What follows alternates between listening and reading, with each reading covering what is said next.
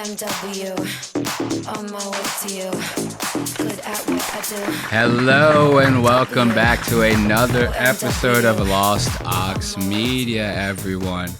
As always, I'm so happy to see you. There's nothing I love more in this world than talking about some of my favorite jamokes with some of my favorite people. That's you guys. Yes, of course, let's give it up for you. Man. Who do we have on the docket today? Okay, let's get into this.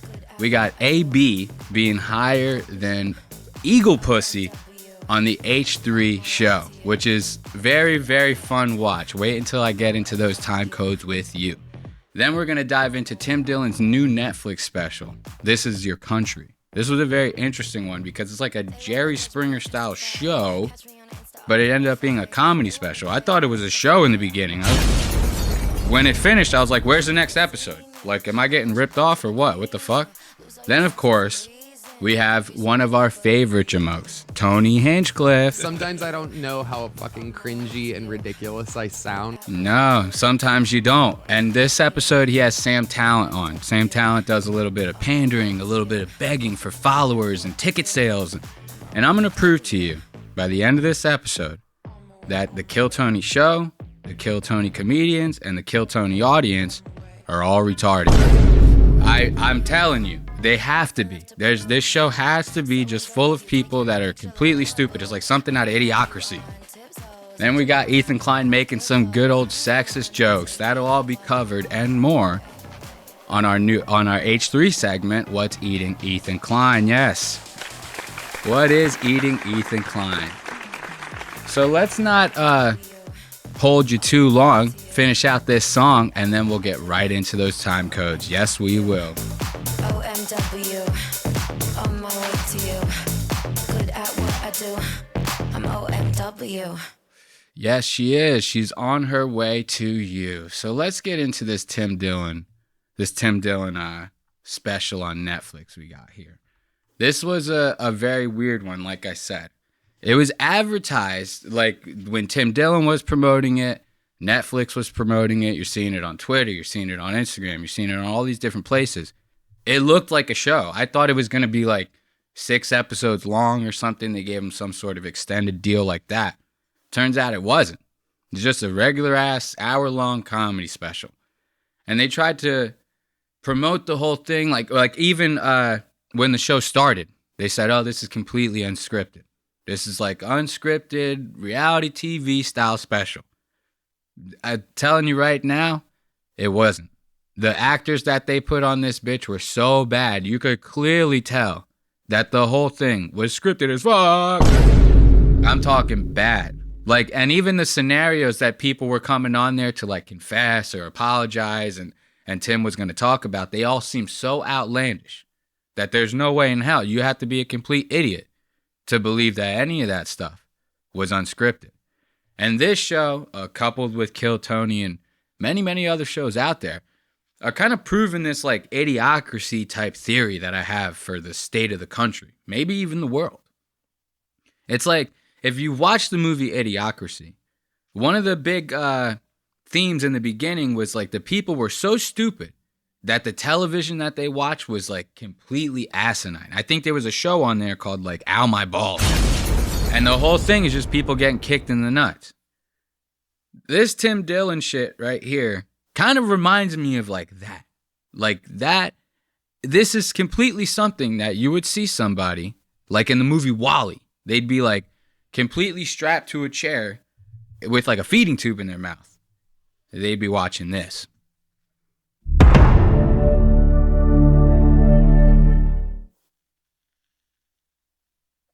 A Netflix comedy special. This is an unscripted program. These people are real. Tragically, this is your country. Hello, pigs. I think we can all agree that America's a rotting corpse of an empire and we live in hell. So when Netflix gave us a bunch of money to make whatever the fuck we're doing about the election, we figured, why waste our time talking to politicians? Let's talk to the food-poisoned, drug-addicted sex criminals who live here. Yeah! Come on. My name is Tim Dillon, and regrettably, this is your country. Oh, yes. Let's give a round of applause for Tim Dillon. We will not be playing the rest of that intro due to copyrighted music. Sorry about that, guys. But we will be getting into some of these bookmarks that I have saved. I found this new extension where I could like go and watch a Netflix video and just save a bunch of different time codes. So that's what I did. We saved a bunch of different time codes and now we're about to go through them. So, like I said, this is a very Jerry Springer style show. I won't hold you on that concept too much. If you don't know what Jerry Springer is, look it up, okay? Basically, this guy, he's about to start pulling people out, like quote-unquote real people. They're about to start confessing some stuff. This first guy, his whole situation is, he says he massages BBLs for a living, and now he's getting into porn and his girlfriend doesn't know. That's the concept here. So remember I told you earlier, I said it seems so like falsely unscripted, like they did such a bad job of trying to make it seem unscripted that even the situations were just like completely unbelievable. Like, who's gonna honestly believe that you have a job specifically massaging BBLs? Like, that's something that's lost on me? Am I in the wrong business? Like, what's going on here? I'm wasting all my time doing like production shit, and I could just be massaging fake asses for a living, what, in like Hollywood or something? Where's this guy doing this shit? So that's the first thing that we're going to get into. I'll show you guys this right here. It's very wild. Check this out. What is it? Is it like kneading a good sourdough? What is... In fact, you know what, William? Why don't you just show us? No problem. Bring out the BBL. Bring out the BBL. Bring out the BBL, baby.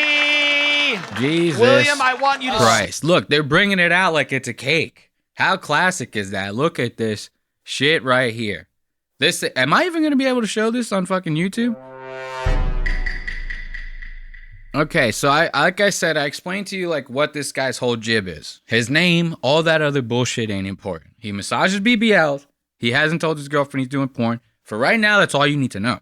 Okay? Let's leave it at that. But now Tim, he wants to, obviously, you want to make good TV. You go, what's behind this whole you massaging BBLs? What's the ins and outs of that? And Tim asks, he wants to make a joke. He goes, is it like kneading a good sourdough?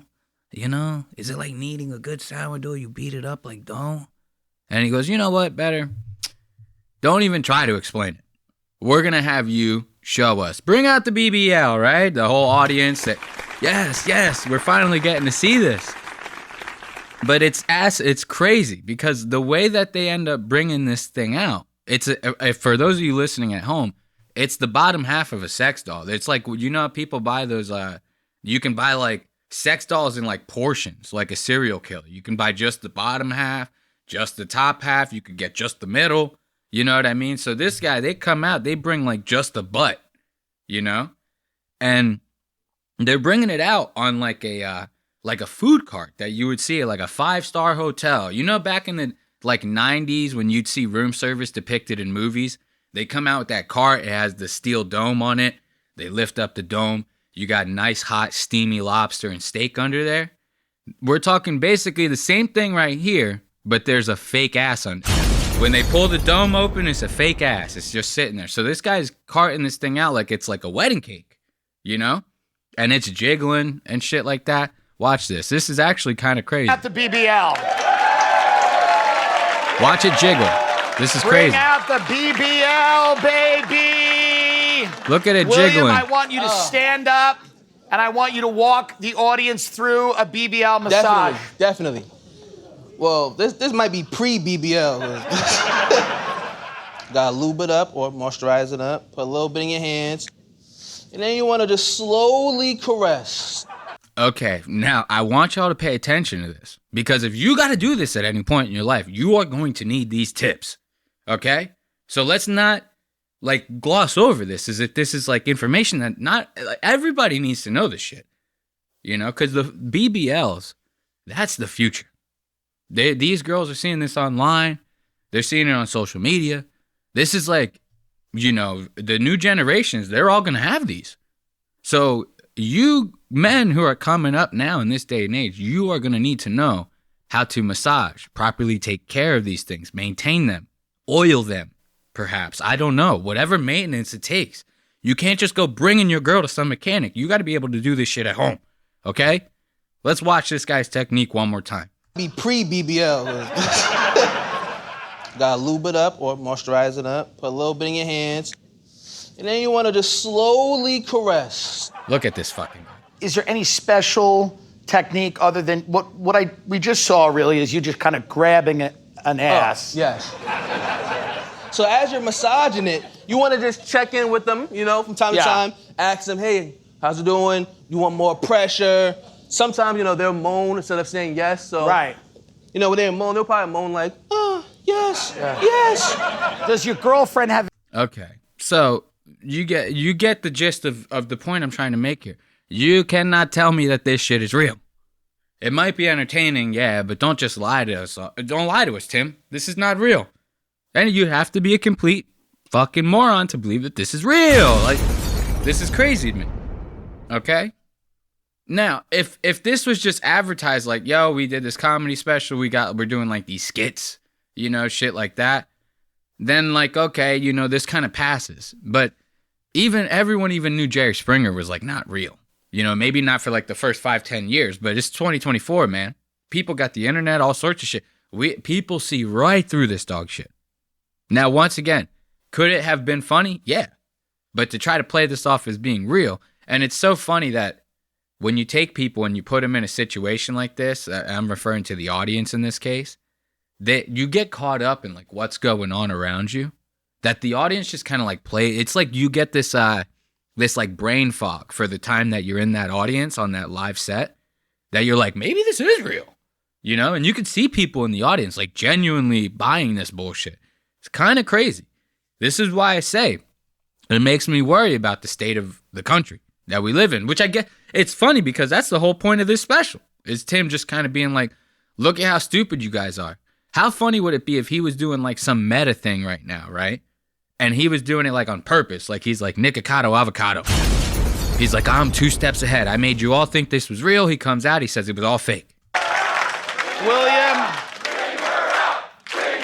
All right, ladies and gentlemen, please welcome Shihari to the show. Are you fucking kidding me, yo? 3 years of this fucking bullshit I gotta deal with you. This shit is fucking crazy and mad embarrassing. Shihari, what is making you upset? What's making me upset is that he be around ass and titties all day. Like, do you not have enough ass? Look at how funny this is. I didn't even notice this until right now. So once again, getting into the whole thing, this is all fake. It's not real. These people aren't real. The names aren't real. The situations aren't real. Tim is calling this woman Shihari, right? Shihari is what he just called her twice now. He called her this. Okay? Now, we're going to go back. I'm going to show you again. He says Shihari. Wait until you see the lower third that comes up on the screen that actually says her name. It is not Shihari, okay? This shit is fucking crazy and mad embarrassing. Shihari, what is making you Shihari, there he goes. He says it once. upset? What's making me upset is that he be around Look at that. What's her name? ass and titties all day. Shirini Like, is her name. Shirini is her name. There's no Shihari. Who the fuck is Shihari here? Okay? So he doesn't even have like the script right on this shit. This is wild. have enough ass and titties at home? It's a job. All right, well, get another job. Why you don't fucking work at Target? Huh? You got the outfit for it. She's not wrong there. You look at this fucking guy. Look at this. He does look like a manager at a Target. He's even giving her like the manager side eye. You know when like when you were a kid, you do some stupid shit in Target with your friends. Maybe you like live in a neighborhood that's nearby a Target or something. You're getting into some trouble, you know, smacking shit around the aisles, trying to do some Jack Doherty viral shit, you know? And the manager sees you and they give you that side eye. They go, what the fuck are you doing over there? Do I need to call the cops? You know, this is guy, he's doing the same shit. So she's kind of spot on. He does look like a Target employee. Not have enough ass and titties at home? It's a job. All right, well, get another job. Why you don't fucking work at Target? Huh? You got the outfit for it. That's a burn if I ever fucking heard one. So the show is just kind of filled with stuff like this, right?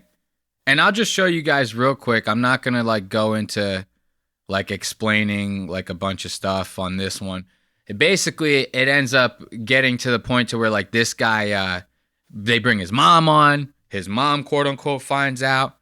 I'll show you this one. I'll show you guys. This one's kind of funny that they even put this in there. Watch this.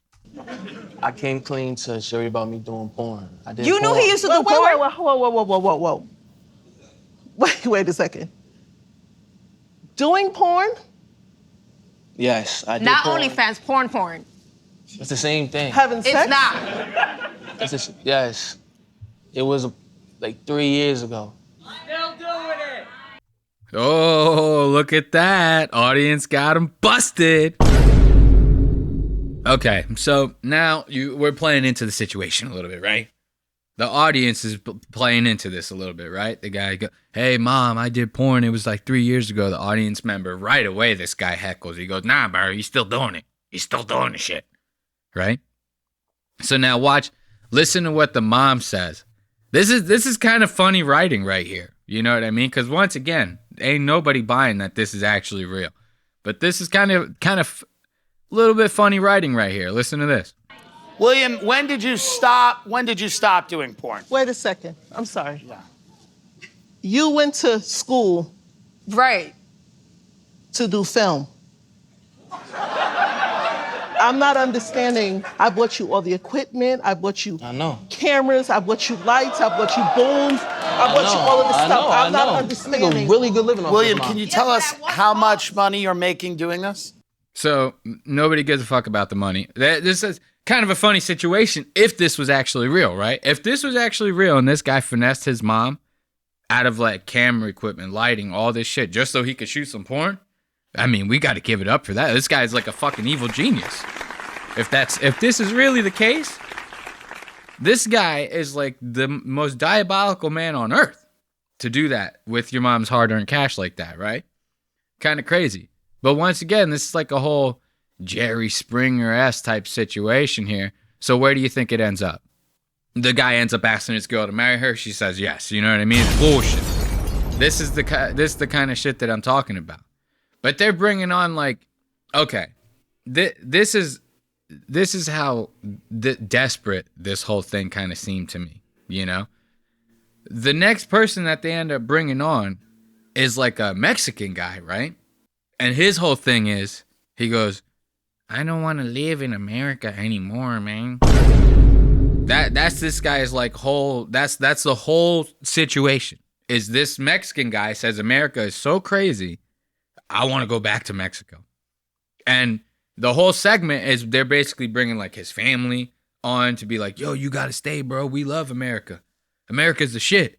And this guy's like, no, senor, I don't like America no more, man. Like, I cannot live here no more. So watch, I'm going to show you when they bring this guy out, right? And I'm going to show you some of the people that they try to bring on to convince this guy to fucking stay as if it's funny. And now, he immigrated to this country 35 years ago, and now he wants to get the hell out of here unless his son can convince him to stay. Ladies and gentlemen, please give a warm welcome to Sergio.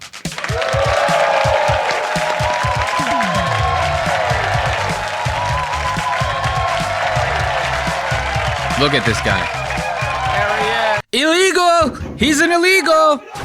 Somebody come and get this guy. There's no way this guy has papers. Okay, I'm going to tell you that right now. This guy is dancing on the stage.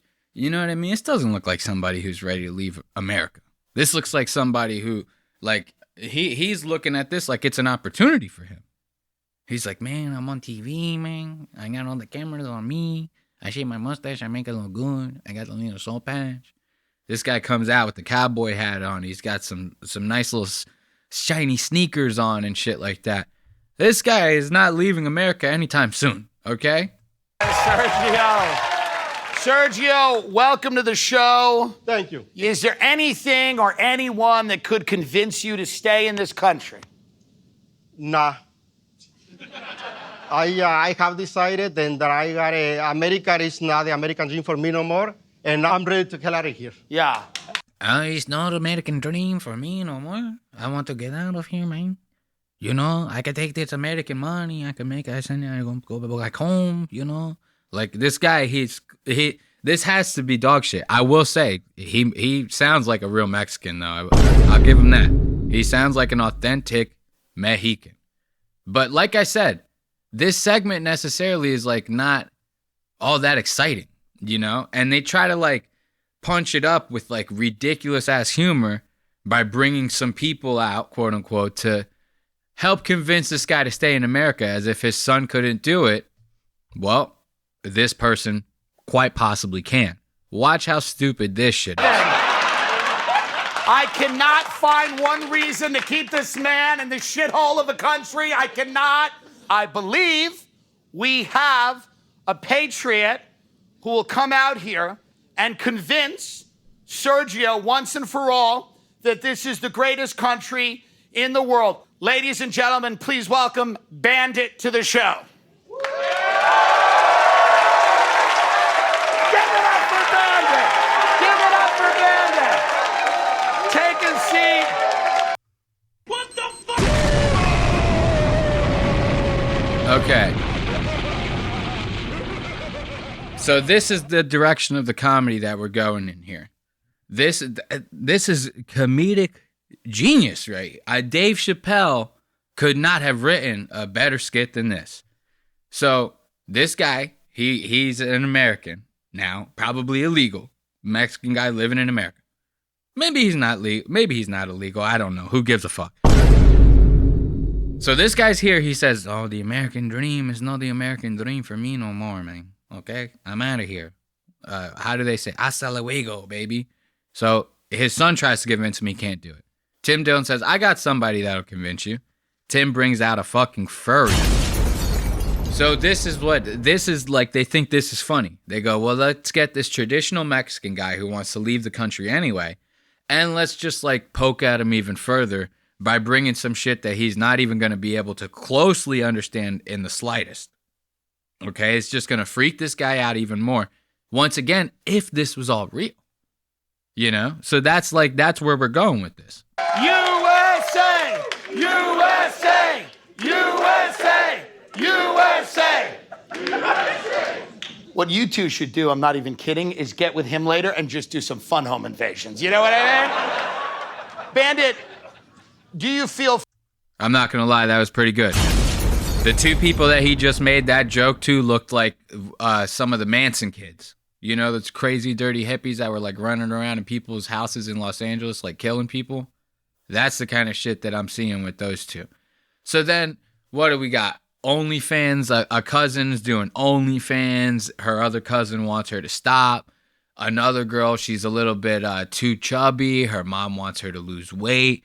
This is the kind of shit that we're talking about. I'm like shocked that this show or comedy special, whatever it is, even made it to the top 10 on Netflix. Like, I saw Tim Dillon posting about this shit online. I was like, what the fuck is happening here? Because when I even saw the trailers for this, I thought about like just how stupid it looked. Like, Jerry Springer ended for a reason. You know, we not bringing it back for a reason, you know? I think, if I'm not mistaken, the security guard, like the main security guard on Jerry Springer, did like a reboot. And that shit lasted a couple of years, but I don't even think that's around anymore. So this is what I'm saying. We're over all this shit. I don't know what Tim Dillon was thinking trying to pull this one off, but we can give it up for him for at least putting in the effort. If you ask me, that shit was well played out. Like, I can't do it. But what we can do is we could have a little bit of a smoke break before we get into what's eating Ethan Klein, because AB is higher than hell, baby. So have yourself a couple puffs with me, and let's get back into another episode of Lost Aux Media. 상관없는 자에게는 묻지 마세요. 손 깨끗이 씻고 and I live to tell the tale. 못이 박히기 했지만 coffin and a nail. Bury so deep in your excrete.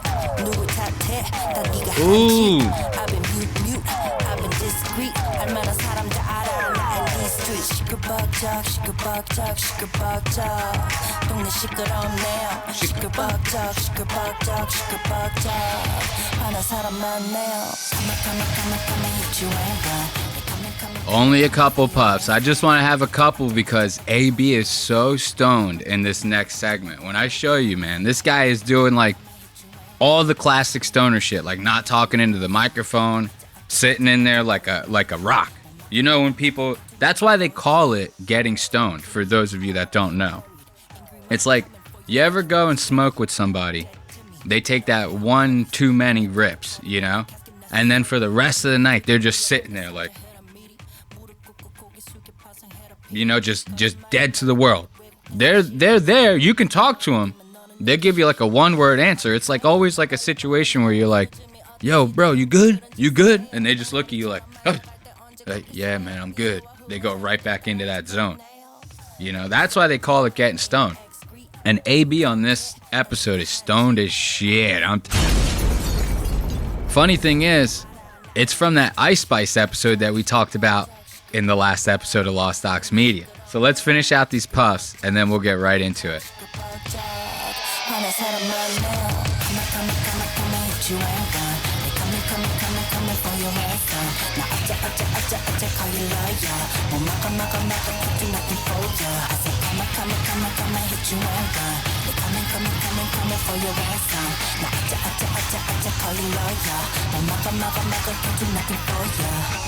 Dead to me, R.I.P. buried.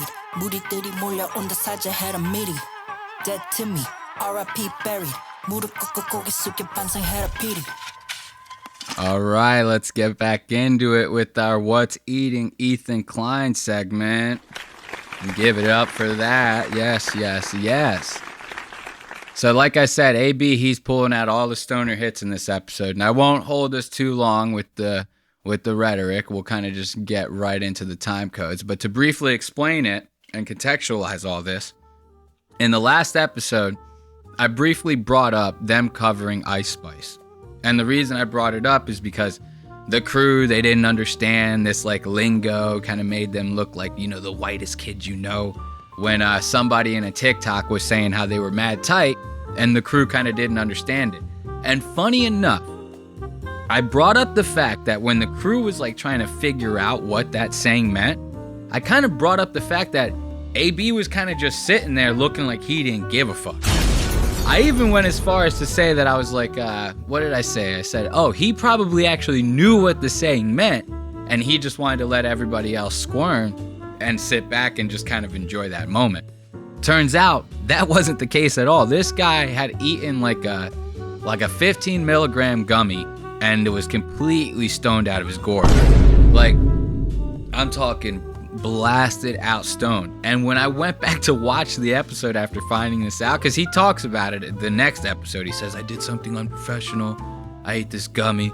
So naturally after hearing that, I'm like, let me go back and see if I could find like these funny little moments of AB just being like completely stoned out of his mind. And when I went back and watched, I found more than a couple. I wanted to share those with you because I enjoy AB. He's like Ethan's punching bag and shit like that. And that's kind of almost why I like him even more. I'm like rooting for him because I want to see him leave that show and get a better job where he's more appreciated, even though he's kind of an idiot. So when I saw this stuff, I just thought, there goes cute old AB doing it all over again. Watch this. This is going to be the first signs that we see of the weed creeping in on poor little AB. Watch this. It's in my Oh my god. Oh my god. Oh, what a delight. Wow. Thank you, sir. What is you autumn without me? Dunkin'? These are ice spice. These are huge. Pumpkin latte. Oh. Okay, so they're getting ready to sit down so Olivia can take over and do the Ice Spice PowerPoint. She's like the lead on this whole thing, you know? And of course, she's not going to get her due diligence, just desserts, her rightful airtime, all this, because Ethan's going to fucking sidetrack this whole thing. That's getting beside the point. I'm about to sidetrack this whole thing. Maybe the puffs were a bad idea. Anyway, now they're getting their coffees, they're passing them around, stuff like that. You can't see AB right now, but you'll see when people start moving over to the side, you see AB kind of creeping in the background. He has no idea what to do. He's kind of just like, there's like 4 chairs there that he could easily just sit in. He's just sitting there shuffling around like frantically. He's like, I don't know what's going on. I have no idea what I'm supposed to do here. And you'll see, these are the first signs. This is the chronic starting to take effect on him. Watch this. Oh my God. These are massive. And Tom is joining us. Look at AB. Just probably right here. Tommy. I can't believe we got these here. ice spices. Look at him staring into the camera. See the bottom of my outfit. We're Oversight. Oh, you're good. Bro, this guy is higher than fuck, dude. Look at this. Look, I paused on the perfect moment. Let me get like a good zoom in on his face right here. This is actually fun. Look at that smile, dude. He looks so fucking high, dude. He looks like a serial killer, actually. He looks like a character out of the show You. You know, you ever see that show on Netflix? That was a creepy show. Chris D'Elia on there, you know, playing himself. So this is AB's higher than fuck. And this is a perfect like spot right here to stay zoomed in on. I'm going to back it up a little bit. Just watch like AB almost has like these like 5 signs of grief on his face kind of thing going on here. You'll see he's like happy, then he's confused, then he looks kind of like sad a little bit, then he looks a little disoriented, then he goes back to happy. Watch all this range of emotions that go across his stoned little face. These are massive. And Tom is joining us. Just probably right here. Tommy. I can't believe we got these here. ice spices. Uh-oh. Oh, I thought you guys would get to see the bottom of my Wait, outfit. Tom, we're not Oversight. Oh, you're good. Olivia doesn't Look at how fucking stoned he is. Now he's giving the side eye over to the crew talking. He's like, I can't understand fucking shit these guys are saying. This guy is out of his mind. And this is just the beginning. Wait until I show you more. Do we think about Olivia not having a mic here, Dan? Look, he still can't figure it out. He's still trying to figure out a seat. There are 6 chairs behind him. He can't figure out where to sit. I love AB for this. This episode made me like a even bigger fan of it. If anything, I'm watching the show strictly for AB from this point forward. Okay, this guy is just so good. Now, once again, it's just kicking in, right? This guy is about to tell us how he forgot that he's lactose intolerant. So remember, I told you Dan's passing around all those coffees to everybody to get everybody nice and settled in for Olivia's PowerPoint. AB forgets to tell them, to get oat milk. So that's how he was that stoned when they even made the coffee order. This guy forgot that he himself is lactose intolerant. So now this guy's about to start drinking coffee. That's going to put him even more in his head because he's going to be worrying about like shit in his pants the entire episode. Listen to him talk about this. This is good shit. Oh yeah, that's the play. Yeah. Yeah. Way too much work. Here, I'm going to use this. I love everything about Duncan. Do you? That's like a classic Olivia quote. I love everything about Duncan. That actually sounds like a tweet from her Twitter account. Like she posts like shit where she'll be like, I need more attention now. Can somebody help me out with that? 30,000 impressions. Like, I think I talked about her on the show before. She's like a clueless character, but in real life. It's kind of fucking crazy to me. But now watch it. Listen to AB. Oh, yeah, there you go. This is not going to work. I'm just going for it with the paper. Well, maybe it will. Fuck this straw shit. Let's zoom in on AB a little bit, dude. Look at his body language. Look at the way he's sipping on his coffee. You don't ever see AB like, so like, inward. He's like kind of acting very like inward. You know what I mean? He doesn't want to be like extroverted at all, you know? He's very introverted right now. He's sipping on his coffee all awkward, body posture, very arms close to his torso. You know what I mean? This guy is like on the brink of something right now. I don't have Uggs on. Am I still allowed to drink it? All right. Look, did you see? Jesus Christ. You have to be watching this. If you're listening to this, you are not going to understand this episode fully. You have to go and watch the episode on YouTube. I'm telling you. Let's go back right here. Watch. I told you his body language is all crazy. He's all in his head. He's about to remember the fact that he's lactose intolerant. You can like see the moment he remembers right here. Watch. He's about to take a sip of his coffee and he chokes on it. And then without a microphone, anything, he goes, sorry. And then bends over to like put the coffee down. Watch this shit. This is great. Maybe it will. Fuck the straw shit. I don't have Uggs on. Am I still allowed to drink it? Sorry. All right.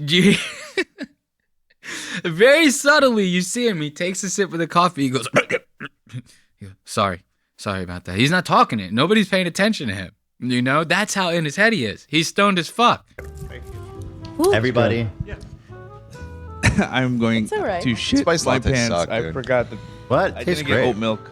It's good. I'm lactose intolerant.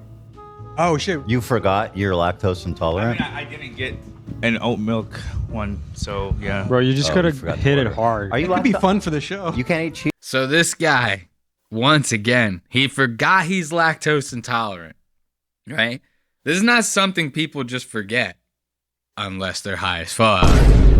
This is clearly a wave that he has not written very often. You know what I mean? Written. You hear that? I'm high as hell. This is clearly a wave that he has not ridden very often, okay? This is all new territory to him. He might as well be in a different studio. He's lost right now. Now watch, he's about to pull one of the most stoner moves I have ever seen in my entire life. Once again, if you're listening, you're not doing yourself justice. Watch the way he pulls this off. Watch this. One, so yeah. Bro, you just gotta forgot to hit it order. hard. Are you It could be lactose? fun for the show. You can't eat cheese? No, I still do. It's just It fucks you up. yeah. If you guys smell anything, don't say. Is that common for Lebanese? I don't know. I don't know a lot of people actually that have that problem. Look at this shit. Okay. I have to contextualize this for people who are listening. So they're asking him about the lactose intolerant, right? He's got a mic in one hand. He's got a coffee in the other hand. He's got a scarf around his neck. He's wearing his glasses, which you don't see him do like every single episode, right? He's got a lot of stuff going. For somebody as high as him, he might as well have like 100 things going on right now. He is losing himself, okay? Is what's happening here. He's starting to lose himself. He's starting to really get into his own head. And when people start doing that, their behavior, unbeknownst to them, gets very sporadic. They start doing very stupid shit without even realizing it. Everyone around them picks up on it. Surprisingly enough, the group here doesn't pick up on it. But me and the audience did. So AB's sitting there explaining how he has lactose intolerant. He's talking into the mic on one hand. He's got the coffee in the other hand. He's still fidgeting with the straw. So now he's going back and forth between the coffee and the mic. Ethan says to him, how'd you forget that you're lactose intolerant? How does that even work, right? He goes, oh, well, I'm not lactose. He starts talking into the fucking coffee cup. He's not even talking into his own microphone. He has it in his other hand. He's double fisting, so the coffee cup and the microphone are like both right there. He actually goes out of his way to lift the coffee cup up to his mouth, and he starts talking into it. This is fucking solid gold. And you have to see this to believe this. Watch it again, because this is great. I don't know. I don't know a lot of people actually that have that problem. Look at that. Did you see? He goes right for the coffee cup. Oh my God. So watch. Let's do this again. He goes, I don't know. I've never had that problem. Lifts up the coffee cup to his mouth as if it's the microphone. Spits out that line in this moment of complete high and utter bliss. I don't know. I don't know a lot of people actually that have that problem. We love cheese. Look at that. Now he fixed it. I love cheese. I love cheese. It goes back to the microphone. This is classic stoner material right here. Like, this is like watching when you first started getting stoned with your friends, and most of you could kind of handle it after a while, but you always got that one friend just takes like one rip and might as well be on fucking Mars, dude. You know what I mean? That's so fucking funny. Now watch. It gets even worse. Remember I was telling you how people, when they get stoned like this, they start getting in these crowded places, they start getting real in their heads, and their body language starts really reflecting that. You know what I mean? They kind of almost don't know what to do to act normal. And then when you get in your head and you try to act normal, it makes you act even stranger. You know, it's better to just not even think about it, just exist, you know? But when you get real baked up in these situations, it's very hard to do that.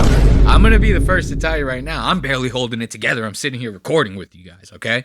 So now watch, AB, you're kind of going to see he has this like skin crawling behavior right here where he's just like doesn't know what to do with himself. He starts messing with his scarf, his clothes, the whole watch this, you'll see. That name, what, you know, yeah, it's like Hitler Adolf. Nobody names their kid Adolf. Yeah. Rule number one, having a kid. Well, how don't old name is it she? Adolf. She probably was born before the rise Oh of yeah, ISIS. she. So yeah, I think she's like a few years younger than me. Maybe she's like 21, That's crazy. 22. so there you go. Tough. Google some ISIS videos.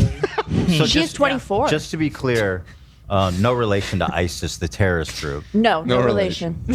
We don't have that Just evidence. to clarify. Look at AB. Watch him. He starts fidgeting with the scarf. This is where it starts right here. It's like his skin is like crawling. He doesn't know what to do with himself. Watch this.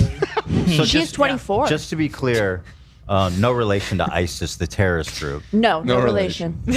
We don't have that Just evidence. to clarify. Look at this guy. He can't stop smiling. This fucker's fucking ripped out of his gourd. To the right of Ice Spice is Cleotrapa. Cleotrapa is another artist. That's Love that name. Also related to Egypt. Right? Look at him. Look at him. I gotta zoom in on this, like, to really get you like the full effect because they're in the PIP. For those of you that don't know, a PIP stands for picture in picture. It's a production term. Okay, so now they're in the PIP. They got an Ice Spice slide, and they're just sitting in the bottom right-hand corner. But look at AB. It really doing this like weird freako shit. Watch this. Cleotrapa is another artist. That's Love that name. Also related to Egypt. Right? That's His pretty funny. name is really like Look, he's wrapped the scarf completely around almost his entire face except for his eyes. That's how fidgety he is right now. He doesn't know what to do with himself. Watch this. another artist. That's Love that name. Also related to Egypt. Look at this guy. Let's not forget that he's Lebanese. You know what I mean? You looking like a terrorist, man. You have to figure this out. You cannot be this stoned in public like this, my friend. You can't. You're an adult. As a matter of fact, you're married, guys. You know what I mean? Right? That's His pretty funny, name is man. really like fire. Yeah, that's a It's sick so name. fire. Yeah, I love it. Cleotrapa? Yes. Yeah. That fire is about it? Like Cleopatra. So now look at him. He's completely engulfed in this scarf. The only thing showing is the front part of his hair, his forehead, his eyes, and his nose. It's everything else. He's like ninja'd himself up with this scarf because he doesn't know what to do with himself. He's like, it's like a little kid when they hide under like a blanket, you know? We all know the blanket's not doing nothing, but it makes the kid feel better. That's kind of what's happening with AB right here. But Trappa. Oh, Cleotrapa. Yeah, that's Yeah. like Travis. Look at him. This is a better close up right here. This guy, you have to love AB. Like, we're not even done with the segment, and I just want to give him a little bit of a round of applause, man. You know, because you could have said, "Oh, my stomach's acting up. I gotta go home. Sorry, guys. You know, I'm out of here." He doesn't do that. This guy, he sticks through it like a champ. You know what I mean? And then look at him. Halfway through it, he puts on a pair of sunglasses. He really ends up checking out. Watch this. The power went out in our whole building, which tends to happen when it's hot out. But didn't they get the memo? It's autumn. There you go. But anyway, if the power went out, Yeah, it's not that hot today. we kind of had to restart everything. But thank you for waiting it out. You guys know we always come back. We've never just disappeared. We always come back. Nobody gives a fuck about you. We're here for AB. Look at how cool this motherfucker is. You know what I mean? This is class action cool. Like, you know what I mean? This is cool on every level. You know, just like a class action lawsuit, it covers all the bases. This guy, like, to come to work this goddamn high, you know, just not giving a fuck. And then he did it all for Olivia, thinking that he was gonna, you know, go in there and be like loosey-goosey. You know, I'm gonna come in there, I'm gonna pop an edible. We're gonna talk about Ice Spice. I'm gonna make all the jokes. I'm gonna be like, yo, y'all ever notice how, like, Ice Spice looks like she has Down syndrome, dog? You know, that's the plan that AB had for this. Instead, he's fucking become like a lump on a log. He's like ridiculously baked out of his mind, which is all great. And it's exactly why we love him. Let's get into this next part of the What's Eating Ethan Klein segment to finish this one out. Ethan making these good old sexist jokes in front of Olivia. This shit's actually kind of crazy. Like, and I only bring this up because Ethan is the way that he is. I'm somebody that doesn't care about these crazy sexist jokes or whatever. You make whatever jokes you want. This is a free country, man. That sounds so hack and tacky to say, but it's true. One of the basis of the foundations of this country is freedom of speech, right? This is why you hear cucks like Joe Rogan always being like, us comedians, we're like the last line of defense for free speech, you know? It's like where the woke meets the wall. Sometimes I don't know how fucking cringy and ridiculous I sound. Couldn't have said it better myself, Tony. That's these all kind of shit that comes out of these people's mouths, right? But it's kind of, there's some truth to that. Comedy is supposed to be very subjective. If you don't like it, you're just supposed to move on. You can't be like making a big deal out of it. That's how I feel, you know? People like Ethan, a lot of Ethan's fans, they don't feel so much about these edgy jokes, quote unquote. So when Ethan ends up saying something like this on his show, I like to point it out because I like to point out him being a hypocrite to his own standards. See, I don't care. I don't bring it up because I'm against it. You know, that's not what this show is. I don't give a fuck what these people do. I'm only here to point out how stupid they can be to you, you know? People watch this shit with such rose-colored lenses on that they tend to forget just because these people are famous doesn't mean they don't do stupid shit or they don't do anything wrong. Okay? And that's what this show is for. So once again, I want to reiterate and make it very clear. I don't bring this stuff up because I care. I bring this stuff up because Ethan is a hypocrite. That's it. It's just plain and simple as that. So let's get into this first time code. This one's kind of funny, actually. This is before the edgy joke. So Ethan, he has this sponsor that's like you can get like tickets to events at like really cheap prices, even down to like the last minute, stuff like that. And during it, they end up seeing a pair of tickets for the Try Guys that's like $14 or something. The Try Guys used to be like these really big YouTubers, but they're kind of falling off. And because of that, Ethan kind of likes to punch down and take jabs at them. You know what I mean? So that's kind of the whole context behind what we're about to watch. Ethan starts talking about the Try Guy tickets being $14. He wants to understand why they're $14. So he looks up what they're going to do at the event. And that's where we're met with Dan kind of once again checking Ethan at an all-time level.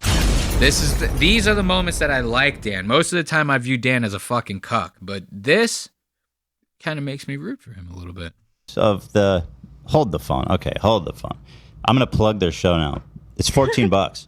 They're going to try everything and anything. This time Keith is set to eat the menu. You can't be serious. This man is going on stage and just eating shit. Like, I'm sorry. I know what you said, Olivia, like, aha, they do that. Come on. Okay, now this is great. Once again, so I can just wrap you guys back into the context. We're talking about the Try Guys, how they have a live event coming up. It's $14 a ticket. Ethan looks up what they're going to do, and he says, this can't be real. What I'm reading cannot be serious here. So this guy is going to like eat the menu on stage. So he's going to get on stage and he's just going to eat in front of a live audience. That's the whole show. That's what we're doing here. Now, this is where the magic happens. Listen to what Dan says to that. I'm just going to sit there, a one-man show, watch me eat Carl's Jr. and I'll be there. You literally have done that.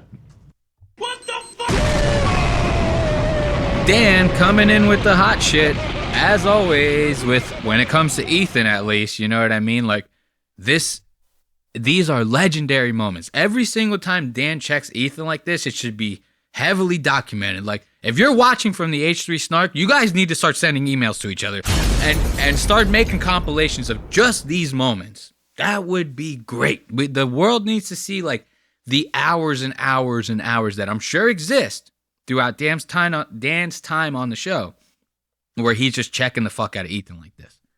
Let's watch this again because this is beautiful. one-man show, watch me eat Carl's Jr. and I'll be You there. literally have done that. For Would you real. like me to I don't pull make up the people video of you pay and doing watch me.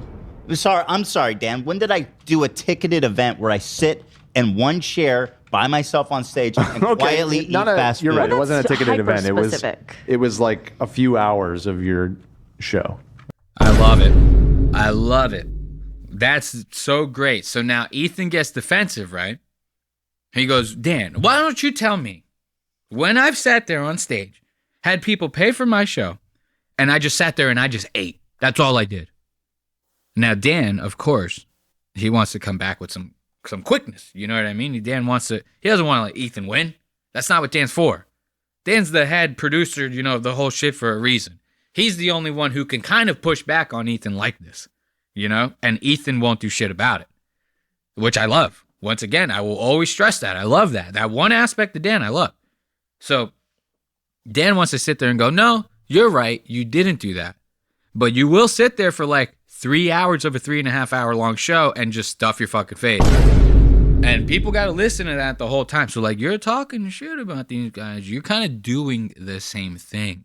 This is a beautiful thing to watch. Where I sit in one chair by myself on stage and quietly eat fast food. You're right. It wasn't a That's ticketed event. hyper-specific. It was like a few hours of your show, of your daily show. And which is how much to watch? It is free. Thank you. With an internet connection. It's not free. Nothing in life is free. See, like this is great because I love how Ethan he has a million tricks up his sleeve to try to justify his shit. This is a very like rules for thee, but not for H3. You know what I mean? Like this is kind of the MO that Ethan runs off of. That's a very scary thing when you have somebody who has that big of a following, who tries to make statements online about their moral compass and how that's the one you should follow, but then they're willing to say and do hypocritical shit like this online. And these shows are live. It's not like, you can't edit this shit out. The button doesn't save you every time. Obviously, like we've seen before, the button does not save you every single time. So now here Ethan comes with these sexist jokes, and this is another example of me just kind of pointing out to you. I don't hate Ethan. I don't even know the guy. Okay? But he does a lot of stupid shit online. This is what we're doing here. I'm going to point out to you. If you're an H3 fan, heed my warning. If you're a hardcore follower of Ethan Klein, heed my warnings. You are following a hypocrite. And I'm going to prove that to you with jokes like this. Wait until you see and hear what he has to say. And mind you, this comes out of nowhere, as I made sure to start this clip with the pause before he even opens his mouth. Probably not, no. Can I shared a stat that I learned that was really crazy. In Egypt, it's estimated that 87% of the women have had genital mutilation of some kind. I was like blown away by that. I didn't. What the fuck?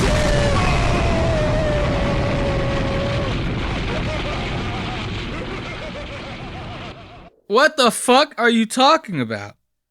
So this is what's happening here. They're moving on to like a different subject. He's pouring himself a fat old Coke Zero on air, all the fizzies going into the microphone. He's got his little ShamWow microphone on his ear, a little sperm that's like hanging off the side of his face. That's where the microphone is. The little ball at the end of a sperm? That's kind of what Ethan has on the side of his face right now with this ShamWow mic. All the fizzies are picking up into the mic, Not necessarily terrible for the ear. I actually kind of like the fizzies a little bit. If you just played like an undertone of Soda Fizz under every single podcast, like if the noise floor was just Soda Fizz, that's not a bad listen. That's not bad at all. It's just Soda Fizz, just that whatever it is, that noise that comes out. I can deal with that. The chewing in the shit is what people can't deal with. So he's pouring himself a fat little Coke. He comes out with like the craziest fucking stat that you've ever heard in your entire goddamn life. Listen to this shit.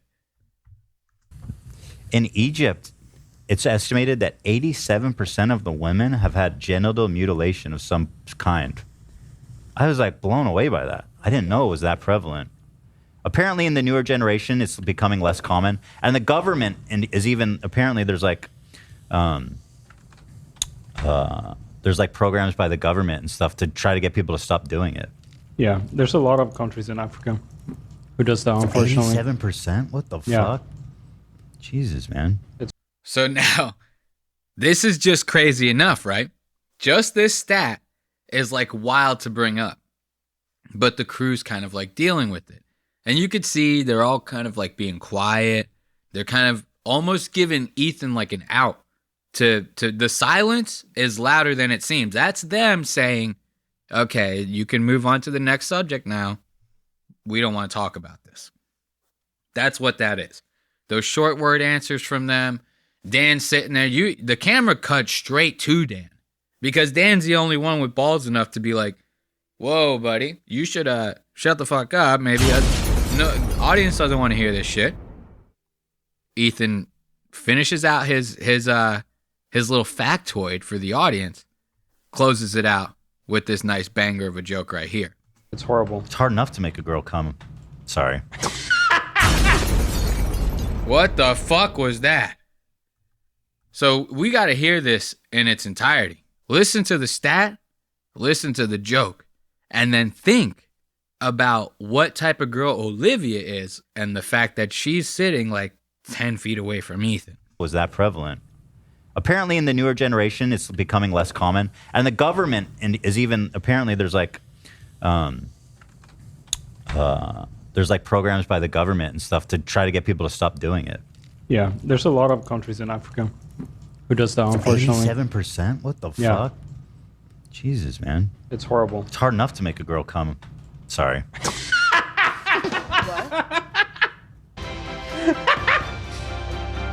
I mean, just imagine.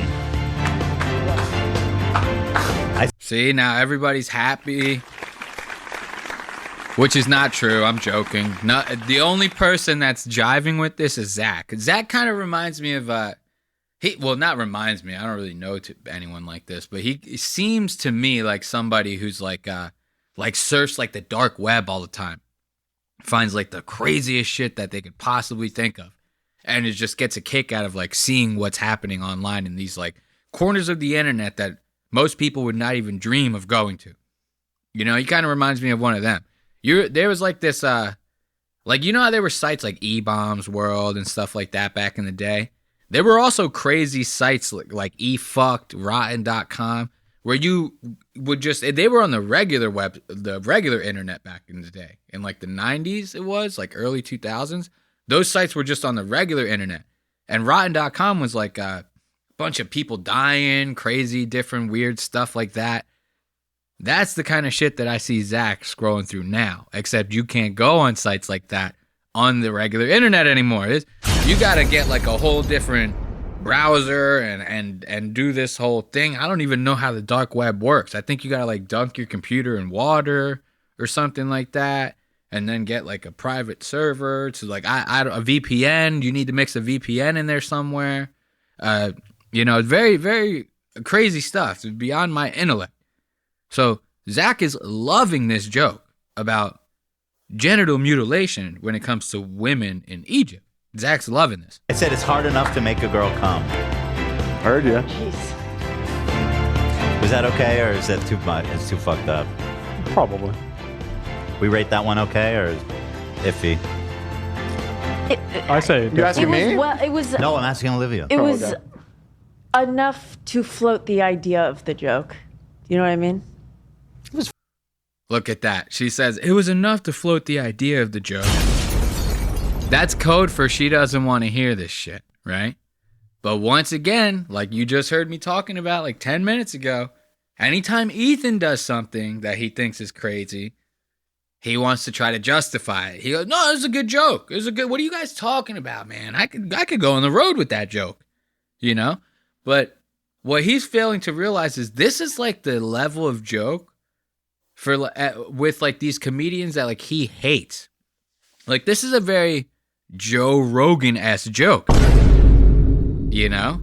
Like, when I first heard it, it's funny because the crew is about to say that to him. When I was watching this episode, I thought that the second he said it. I was like, that sounds exactly like something that should have been on Burn the Boats. Joe Rogan's last live special that he did on Netflix, which fucking blew, and we have an episode on that as well. Okay? So this is like the level of comedy that Ethan's like reducing himself to in his mind. Like I said, you're not reducing yourself to anything. Comedy's comedy, whatever. You can have bad comedy, you can have good comedy. It's all still comedy. If you don't like it, don't listen to it. Or if you don't like it, make fun of it like we're doing here. But again, I bring this up because if somebody else said this joke, Ethan would be jumping down their fucking throats about it. But here, you're about to listen to him justify it. I mean, it was funny. It's inappropriate, but funny. It's right on the line. It's on the line. I'm seeing that it's been illegal in Egypt since 2008, but it's still widespread. That's so nuts, man. Yeah, the government of Egypt is trying to stop it, but culturally, it's just normal there. Come on, that shit's funny. I'm taking that joke on the road. See, now he's laughing about it. This is it. Imagine if that joke was said on the Impaulsive Podcast by Logan or Mike Malik. Ethan would be having a field day with this shit right now. He wouldn't be laughing. I'll tell you that right now. This guy's laughing his ass off. He's laughing because he looked down at his computer and he started seeing the chat fucking lighting up, dude. They're all lighting his ass up in the comments. Like, are you kidding me right now? I made a joke in an episode of my show about like Gila's tits or something. The H3 Snark had a problem with it. That's how you have to be careful around these types. Like the Ethan's fan base and the people that came from Ethan's fan base. You got to be careful with these types online. Okay? I made a joke in an episode just about her boobs. I got ridiculed. These are people that hate Ethan. They hate Gila. But they also hate the jokes just as much. So you got to be careful with this shit. So now, it's coming out of my mouth, like I said, it's different than if it's coming out of someone like Ethan's mouth. Ethan would tear somebody up for this kind of behavior. That's a good bit. Is it a good bit? You sure about that? Edgy. People like edgy comedy. Do you?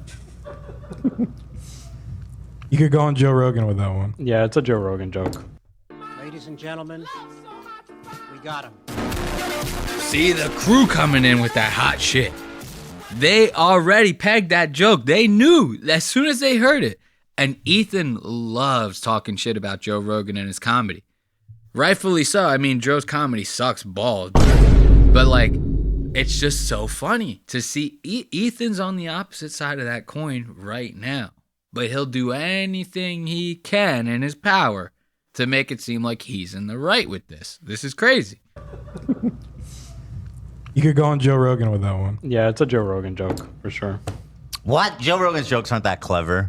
That's true. His are like, hoo, hoo, hoo. I'm gonna fuck this. I'm gonna fuck this bench. Hoo, hoo. What happens is, stop it. That's not become me. a woman who actually feels the way a woman feels when she's attracted. Okay, so we get the whole point. This is Ethan making these jokes. Let's give it up for Ethan. That will be the end of the What's Eating Ethan Klein segment. You know, this is just a good old-fashioned Hypocrisy 3 right here, you know? Eat and Decline, the Hypocrisy 3 story. So what did we cover? We covered Tim Dillon.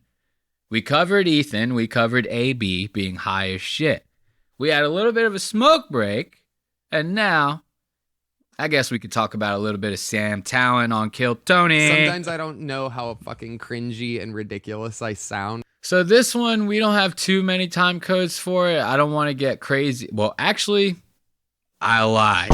I do want to get into it because I'm so sick of this goddamn show. I do not understand how this show is so popular. I don't understand how anybody would like someone as faggy as Tony Hinchcliffe.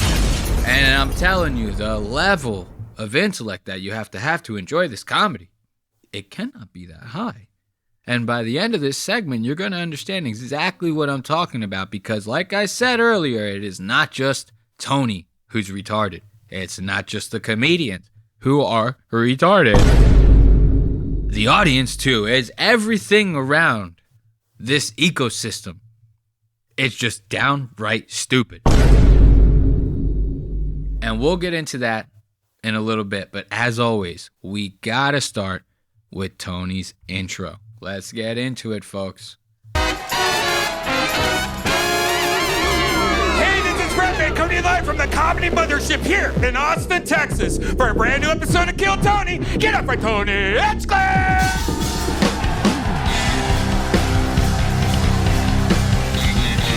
There he does, the waft.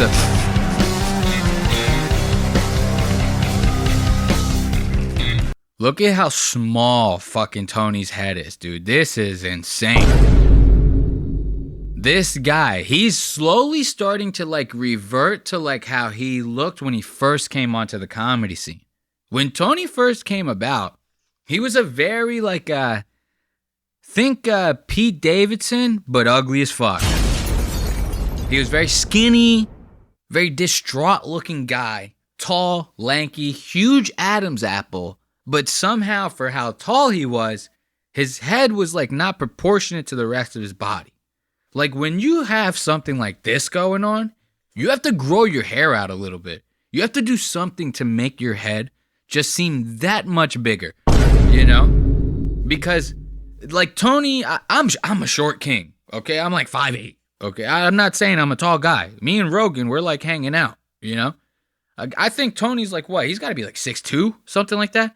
You can't be running around with a head smaller than mine, okay? We cannot do this. You have to grow your hair out. You have to start wearing a hat. You have to do something about this, okay? We cannot do this. This guy is looking like he's starting to do like a Benjamin Button. Because you remember 3 weeks ago, this guy looked like he was full of testosterone. He had a defined jaw, you know what I mean? He looked a little like heavier, you know? So Rogan must be cutting this guy off the tee or something, because he is looking sickly right now. But let's finish out this intro. Who's ready for the best fucking night of their lives? I am.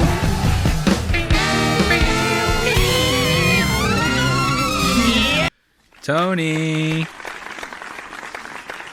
We won't even finish that. He doesn't do the yippee every time anymore. I think it was like 4 episodes in a row that he would get on the second mic and go, yippee! Which is like, I had to have that. If I was covering Tony, I have to have that. The fact that we don't have it now is very upsetting, okay? So now let's get into Sam Tallent's intro. He's one of the parts of this show that I kind of want to talk about. There's nothing too special in that intro. Very disappointing because he came out, look at this. He comes out wearing a fucking scuba outfit, you know? We don't even get the vest? Come on, that's like half the reason I'm here, okay? So, like I said, I want to touch on Sam Tallent. This guy, he gets his intro, right? Tony does the whole thing where he's like talking him up. He's the best comedian in the world. He's the #1 comedian in the world. They can't all be #1 comedian in the world. There's only one #1 every single time this guy fucking introduces a guest. They're the #1 comedian in the world. World record's been set. He has a restaurant named after him. A children's hospital in Iran has been bombed twice with missiles that have been named after him.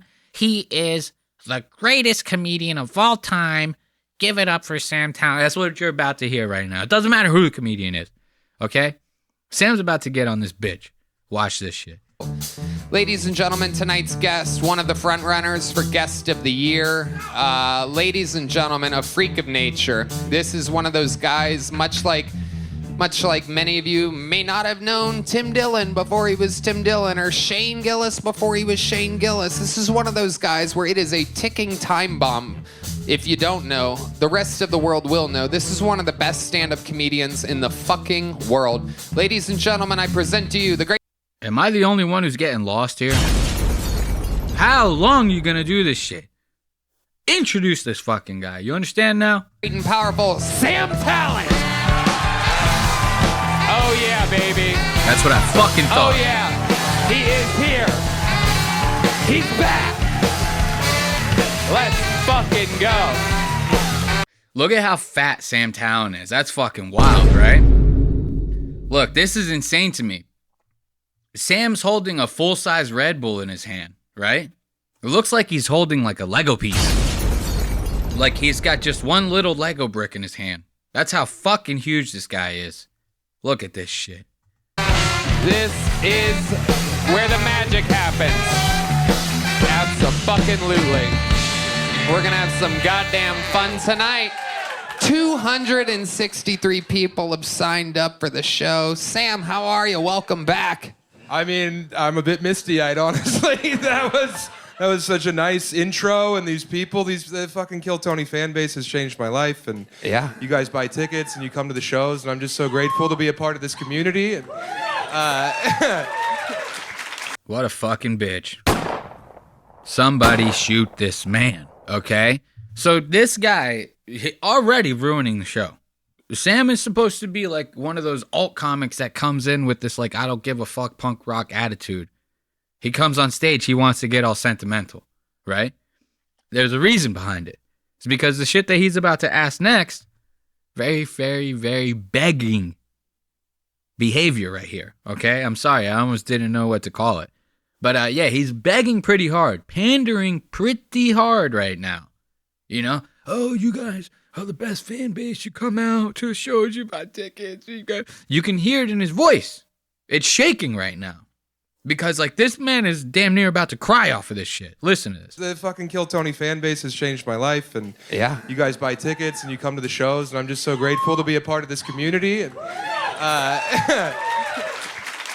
sorry, I'm opening sincerely. That's not why you're here. That's good. Let me be vulnerable immediately. Yes.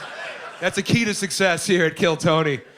But yeah, I mean, I was in Rome, I was in Amsterdam, Now, pay attention to this Rome, Amsterdam, right? He's setting himself up so that he can start talking about something else that he's going to start begging the audience for. And he almost didn't get away with it because Tony's about to cut his ass off and start asking him some questions. But Sam's going to bring that car right back on track so that he can start begging and pandering again. But watch Tony cut him off. He almost got away with it. He almost didn't say it, which would have saved him. He wouldn't have looked like such a cuck on stage. But he ends up going back to it. Watch Tony almost save him, and then he dives right back in. Key to success here at Kill Tony.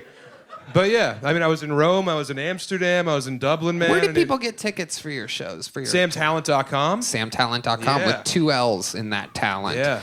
By the way, I forgot to mention, this episode is brought to you by Squarespace, Talkspace, Game Time, Shopify, and ZipRecruiter. Ka-ching, ka-ching, ka-ching, ka-ching.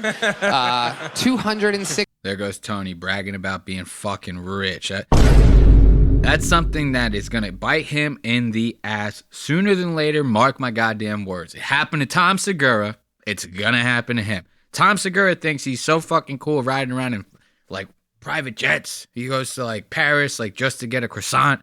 You know what I mean? He's got a personal trainer with him everywhere he goes. That stuff starts to make you further and further dissociate with your audience. Eventually, they're going to grow to hate you for it. But Tony's just going to keep doing him, I guess. 60 people signed up for tonight's episode. This bucket is absolutely filled. I mean, this is thick and girthy. I don't know if you guys see this fucking shit. All right, let's skip ahead a little bit because I don't give a fuck about the bucket. So now watch. Sam is remember I told you, Tony cut him off and kind of saved him. He started going like, yeah, I was in Rome, I was in Dublin, he starts talking about a European tour. There's a reason for that, and we're about to get to that right now. Listen to this. In there, and I like to get down and in and you dig it out. I do. I like to fucking see if I can fucking make it squirt. You should look the bucket in the eye if you're going that deep on it. Yeah, it's a nasty little bitch of a bucket. Can I say something petty real quick? Absolutely. There's a comedy club in London that won't book me unless I get to 100,000 followers on Instagram. So if you motherfuckers could follow me on Instagram at SamTallent so then I can not work that club once I've achieved that goal, that would be... Oh, yeah. Sometimes I don't know how fucking cringy and ridiculous I sound. That's what I'm talking about. So see how this begging Sam's doing. Could you guys help me out so I could get to 100,000 followers? Because there's this club in London, they won't book me. That was the end goal. Remember that little setup I was telling you about earlier?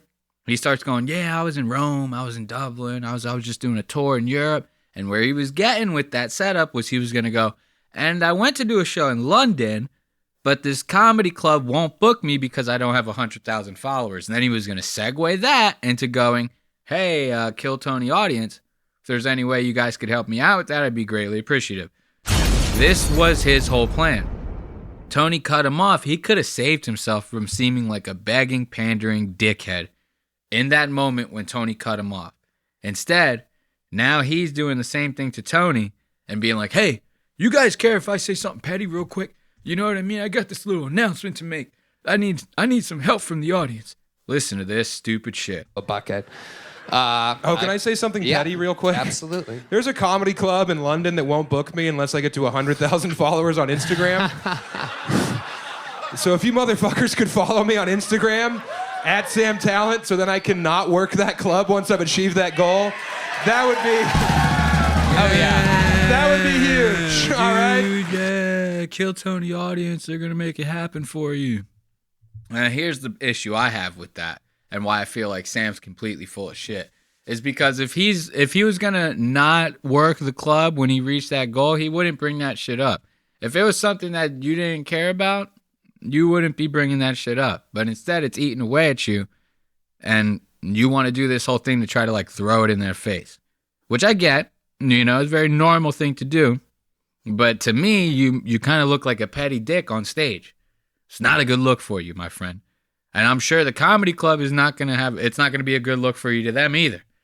And those Europeans, they don't give a fuck about Americans over here. Especially to them, you're nobody. You need to have 100,000 followers. They can't book you at some club in London and, like, you don't sell shit. Now they look like assholes, you know? So they need that for, like, almost like an insurance, that they know that you're going to sell the tickets that you say you're going to sell. If not, they're losing money because they could have got a different act to go in there and fill the seats. So this is not to spite you when they do that to you. This is so that they can make sure that they got somebody who's going to actually make them money. You know, this is a business. You should understand that. But instead, you want to do that petty shit, which doesn't make any sense to me. Now, remember I was telling you about how, like, I feel like everybody on this show is, like, retarded. Sam's doing his whole begging thing. Tony's just a straight up cuck. Almost all the regulars have some sort of, like, mental retardation to them, which is not a big deal. But aside from them just being retarded, they're not funny, you know? So what's happening here? Even the comedian guests will always make jokes. Say you have a handicap, Shane Gillis said that one episode. He said, say you have a handicap, Tony will end up making you a regular. You know what I mean? This is the kind of shit that I'm talking about. Now, you're about to see how much everybody on this show is lacking in the IQ department. They get this comedian to do his minute, right? They pull his name out the bucket. He actually killed. He did a very good job. Naturally, afterwards, they start doing the interview. Tony asks this guy what he does for a living. The guy says he works in a lumber yard. Everybody in the fucking, on stage, in the audience, their heads fucking damn near explode. None of them know what a lumber yard is. Tony is sitting there, scratching his fucking brain through his fucking head, trying to figure out what a lumber yard is, and instead just making fun of this guy as if he's the one who's a fucking idiot. You don't know what a lumber yard is. I mean, how much more dumb does it get than that? Listen to this. What do you do for a living? Right now, I work for a fencing company. You've been working for a fencing company? What do you fence? Stolen goods?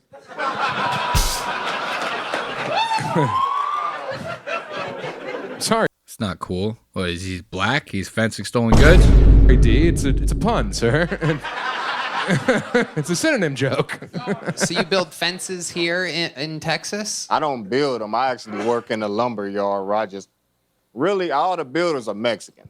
You know what I'm saying? You build the Mexicans? Yeah. No. So see, this is Tony being stupid as hell right here. So the guy says, I work in a lumber yard. Actually, all the builders that build the fences, they're Mexican. And Tony's response is, wait, you build all the Mexicans? So right there in that one sentence, Tony is at a different comedy club. He's not even in the same fucking street as these guys. That's how far this sentence reminds me of, like, this whole ordeal. It reminds me of when like a basketball player jukes somebody out, fucking breaks that motherfucker's ankles. You know what I'm talking about? And the guy goes flying to the other side of the court. Meanwhile, this dude's over here hitting a layup. You know what I mean? That's kind of what's happening right now. This guy said that sentence, both Tony's ankles broke. He's still sliding down the goddamn street. So this is where we lose Tony. And now this guy's going to start talking about his work experience in the lumberyard. We're really about to lose everybody. The crowd's going to start laughing as if they are on Tony's side. Like, there is no way this many people don't understand what a lumberyard is and think that this is funny. Nah, all the builders are Mexicans, but everybody who work in the yard ain't Mexican. And they keep you in the yard? Yeah. Is it like a yard, like a field? Nah. When you say a yard, how do they keep you in? What the fuck is this? This guy is a fucking moron. So this is what I'm saying here. He's trying to be funny, like, what, they keep you in the yard? Like, is there a fence? Is it a field?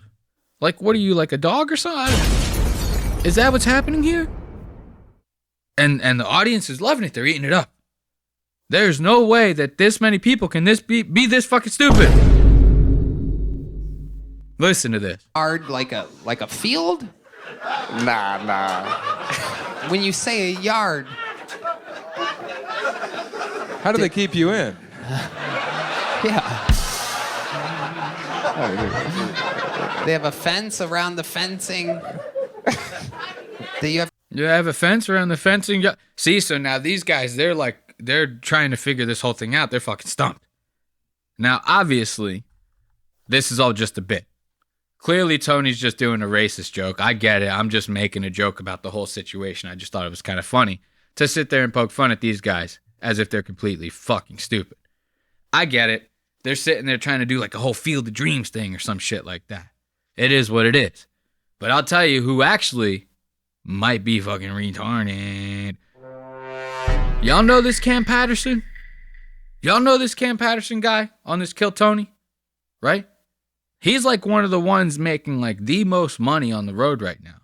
He's like one of Tony's like little experiments where Tony's like, anyone that I put my name on, they're gonna be huge. Like, it doesn't matter what jokes they're telling. It doesn't matter how funny they are. All I gotta do is I'm making kings out there, you know? And now everybody in Hollywood in the comedy scene is kind of kissing on Tony's ass for this fact. Cam is kind of like one of those experiments, right? Cam is about to display that level of intellect, that retardation that I was talking about here. And this time, this isn't a joke. Do not listen to me. Don't do that.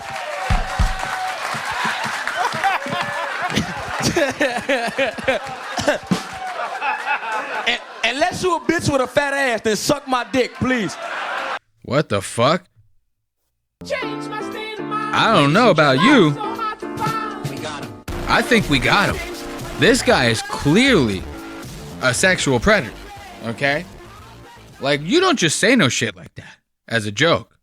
You know, don't listen to me unless I say this, then you gotta listen to me, and then look at the face that he's making. He's probably staring at a chick right now in the goddamn audience. She's probably getting real creeped out right now. You know? This is the real Cam Patterson. All that's going on up here is like jokes and sex. That's it. That's the only thing going on in this guy's brain. Everything else, he's like learning as he goes. You know, he still might as well be a child. Hey, I'm gonna tell y'all something. I just found out that a pickle was a cucumber yesterday. Understand? Do not listen to me. What the fuck? This guy just found out that a cucumber was a pickle yesterday? Yesterday, you just finding this out. This is crazy to me. This guy just found out that a pickle was a cucumber yesterday, and you're trying to tell me that the Kill Tony audience and the Kill Tony comedians and Tony's not fucking retarded? Come on, man. This is the level of comedic genius that we're dealing with here. This guy doesn't know that a pickle's a goddamn cucumber. What what else doesn't he know? You know? Kind of makes you wonder about a guy like Cam Patterson. So let's give it up for Kill Tony and the Kill Tony retards. I mean, regulars that seem to plague us all the goddamn time. We're going to move on to the Logan Paul, KSI, and Mr. Beast interview on Impaulsive. This one was kind of weird. It kind of, this interview was kind of like a joke, like a bad joke out of a joke book. You know, like when people go, a rabbi, a midget, and a construction worker walk into a bar, like something like that. This joke kind of felt like that, but it was kind of like 3 influencers walk into a room and then you know what I mean? Like, that's kind of what this whole interview felt like. And it was very strange because these are all like big names on YouTube, on social media in general, right? So you have 3 really big personalities all trying to entertain the audience at the same time. But they're all there to ultimately to promote Lunchly. And just all the shit that comes out of their mouths is like some like cringy, just dumb ass stupid shit that you kind of would expect to come out of their mouths. And I just had to document all of this stuff for us to watch together. So let's get into it. We'll start with the intro. So they're getting ready for this interview. Logan ain't even on time to his own goddamn podcast. Watch this.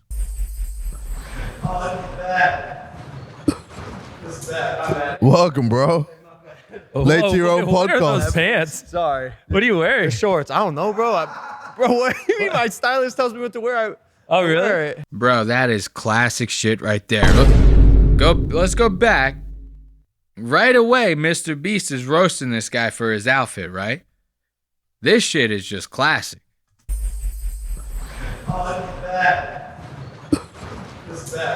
Welcome, bro. Look at it.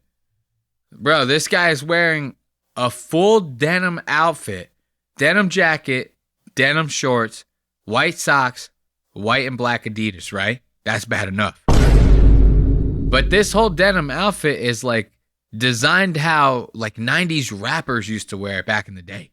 You know, like he looks like he's wearing like Sean John right now, which is not a good look. If you right now, you don't want to be caught wearing Sean John, okay? And I love this. As soon as he walks in, Mr. B starts roasting that outfit. Late to your own What are those podcast. pants? Sorry. What are you wearing? Shorts. I don't know, bro. Bro, what do you mean my stylist tells me what to wear? Oh, really? Wear it. Late to his own podcast. Jimmy was.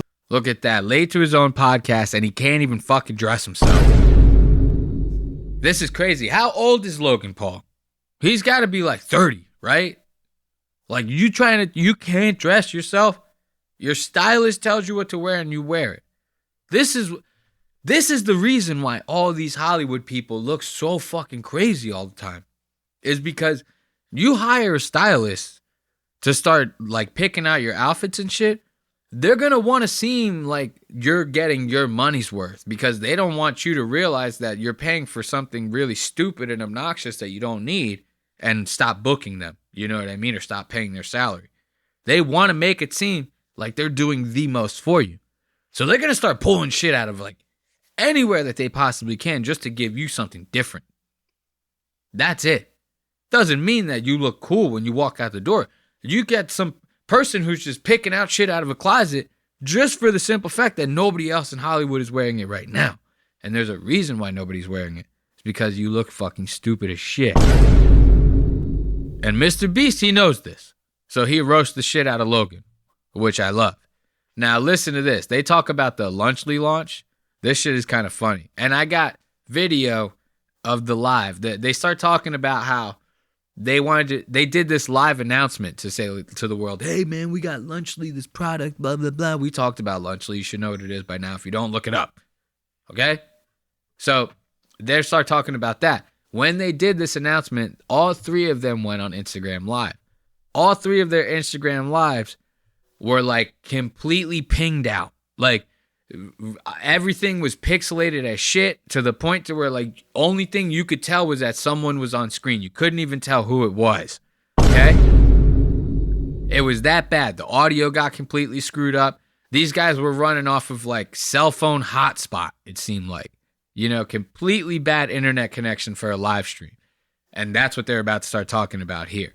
But yeah, we did launch Lunchly today. We actually just did it. If you guys saw on Instagram Live, probably the best quality live stream. Well, I think you might have tried to see it on live. Yes. They don't know we launched it because the live stream was grainy and laggy. And for some reason, if you go live with multiple Instagram accounts in the same vicinity, it just like goes to hell. Yeah. It was pretty interesting. Always got an excuse for something. This guy, we're about to start talking about it later. His Mr. Beast games on Amazon. He's been having crazy ass accusations with that, class action lawsuits and the whole nine. When that shit first came about, that news about the lawsuits for his game show with Amazon, his team tried to blame it on like a Oracle cloud crash or some shit like that. You know what I mean? Like, they always want to have some sort of IT infrastructure excuse for their bullshit. And he's sitting there doing this right now. If you go on Instagram Live with 3 accounts in the same building, everything just goes crazy and like it just the live doesn't go. That's bullshit. You know how many people are going live on Instagram when they're at like Comic-Con, anime convention, shit like that? We're not buying it, okay, buddy? So don't try to blame this bullshit on that. Now I want to show you guys just a little snippet of like the Instagram Live because it was fucking very, very funny. Like, I couldn't help but laugh at this shit. The other day I alluded to on our stream a guy. I texted a guy. Well, it's time. We have a guy here that we'd like to. They ain't ready for it. We'd like to bring on in. There we go.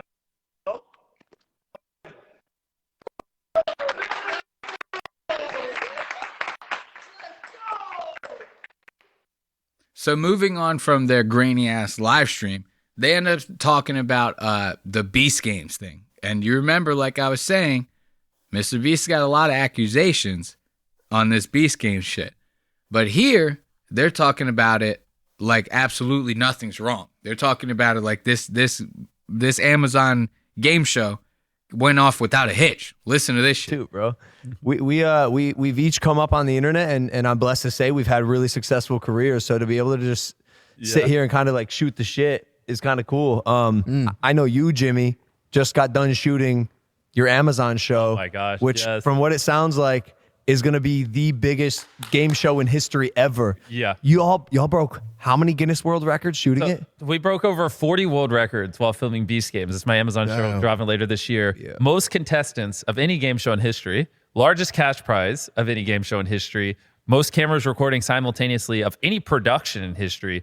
I can go on and on. I mean, if there's a world record for game shows, we broke it. And we even broke. Look at that. Okay. So we broke this, we broke that, we broke all these Guinness World Records, right? Are you breaking the record for most lawsuits in a game show or anything like that? People are suing this guy for all sorts of shit, saying that they were sleep deprived on set, they were ignored, the conditions were bad. A lot of people were saying that they had like medication that wasn't properly distributed on time, different things like that. These guys are getting sued by like 5 different contestants. Nobody wants to talk about that shit. So I find that a little bit crazy that they're just talking about this as if like nothing is wrong. Okay, now here's the funny thing right here is Mr. Beast. If you notice, watch, I'll go back a little bit. You notice Logan asks him this question, right? And immediately he just goes right to the camera and starts talking. But they're on a podcast. You're supposed to be having like a conversation. Like me, I do this show with nobody, but I'm talking to you, right? So I'm always looking into the camera. That's the point of this. If I was here with 3 other people, why would I be talking to this guy over here, but staring at you in the camera? That makes no sense. But Mr. Beast is such a robot. When he gets a question like this, he takes it as like a PR opportunity. So he goes right into the camera. This is what we did. This is how many records we broke. We're awesome. We're just going to keep being awesome. We're going to keep doing it like this. You know what I mean? Meanwhile, Logan's over there like, what the fuck? Like, he's looking at KSI like, is he doing this right now? He's like, what? I asked him the question. Why is he staring over there at the producer who's behind the camera? This is like weird as fuck, bro. What's happening to you? Watch this. Yeah. Most contestants of any game show in history, largest cash prize of any game show in history, most cameras recording simultaneously of any production in history. I can go on and on. I mean, if there's a world record for game shows, we broke it. And we even broke a lot of stuff that have nothing to do with game shows. It is, I really need Amazon to tell me what I can or can't say. I wish I could run you through the things we shot. It is literally going to blow your mind. It is 10 episodes, and every episode literally makes my YouTube videos look like child's play. Like they're just, What would you say is the best episode? See? So now they're asking, you see how he's doing this whole thing into the camera. They're sitting there staring at him like, what? Like they have to be tapping each other on the shoulders. Like, what is this fucking crazy motherfucker doing? Like, he's such a robot. There's no way that all this philanthropy shit and stuff like that can be for any good. Because he seems like he doesn't even have like feelings or anything, you know? Like as soon as he's presented with the situation, he like calculates it in his mind on like how it could benefit the brand or his videos. Everything is all crunching into like more views. That's why he goes and stares into the camera like that. Because he goes, maybe they get a clip out of this or something, you know? That kind of shit is sad thinking. You cannot be that turned on all the goddamn time. It's going to turn you into that. You're going to be defending transsexual pedophiles in the whole nine. You know what I mean? You got to be careful, okay? You have to know when to turn it off. You cannot get so deep into it like Mr. Beast does. But listen to this. They start talking about more about like the Mr. Beast games, right? And like what they're doing and different things like that. And Logan ends up calling out Mr. Beast for ripping off Burning Man in the middle of the fight. He's like trying to explain this shit to them, like hyping up his show. And Logan's just like, oh yeah, they did that on Burning Man. They do that Burning Man like every year. They do that shit. Watch, listen to this. This shit is fucking funny. Let's just say I could say this. We built a city in the middle of nowhere. There's just a field. What? And that's just Burning Man. We pulled up. No, we built like an actual city. That's what they do at Burning Man. Yeah, but like we went to Burning Man. Well, as in like buildings. Buildings, like actually a walled-in city that. What the fuck is that? I love that. So now Logan immediately he's like, what? But yeah, it's Burning Man. And Mr. Beast is trying to defend himself. He goes, well, no, it's not like Burning Man. We built like a city that people could like you walk into doors. You know, there's like a shop over here.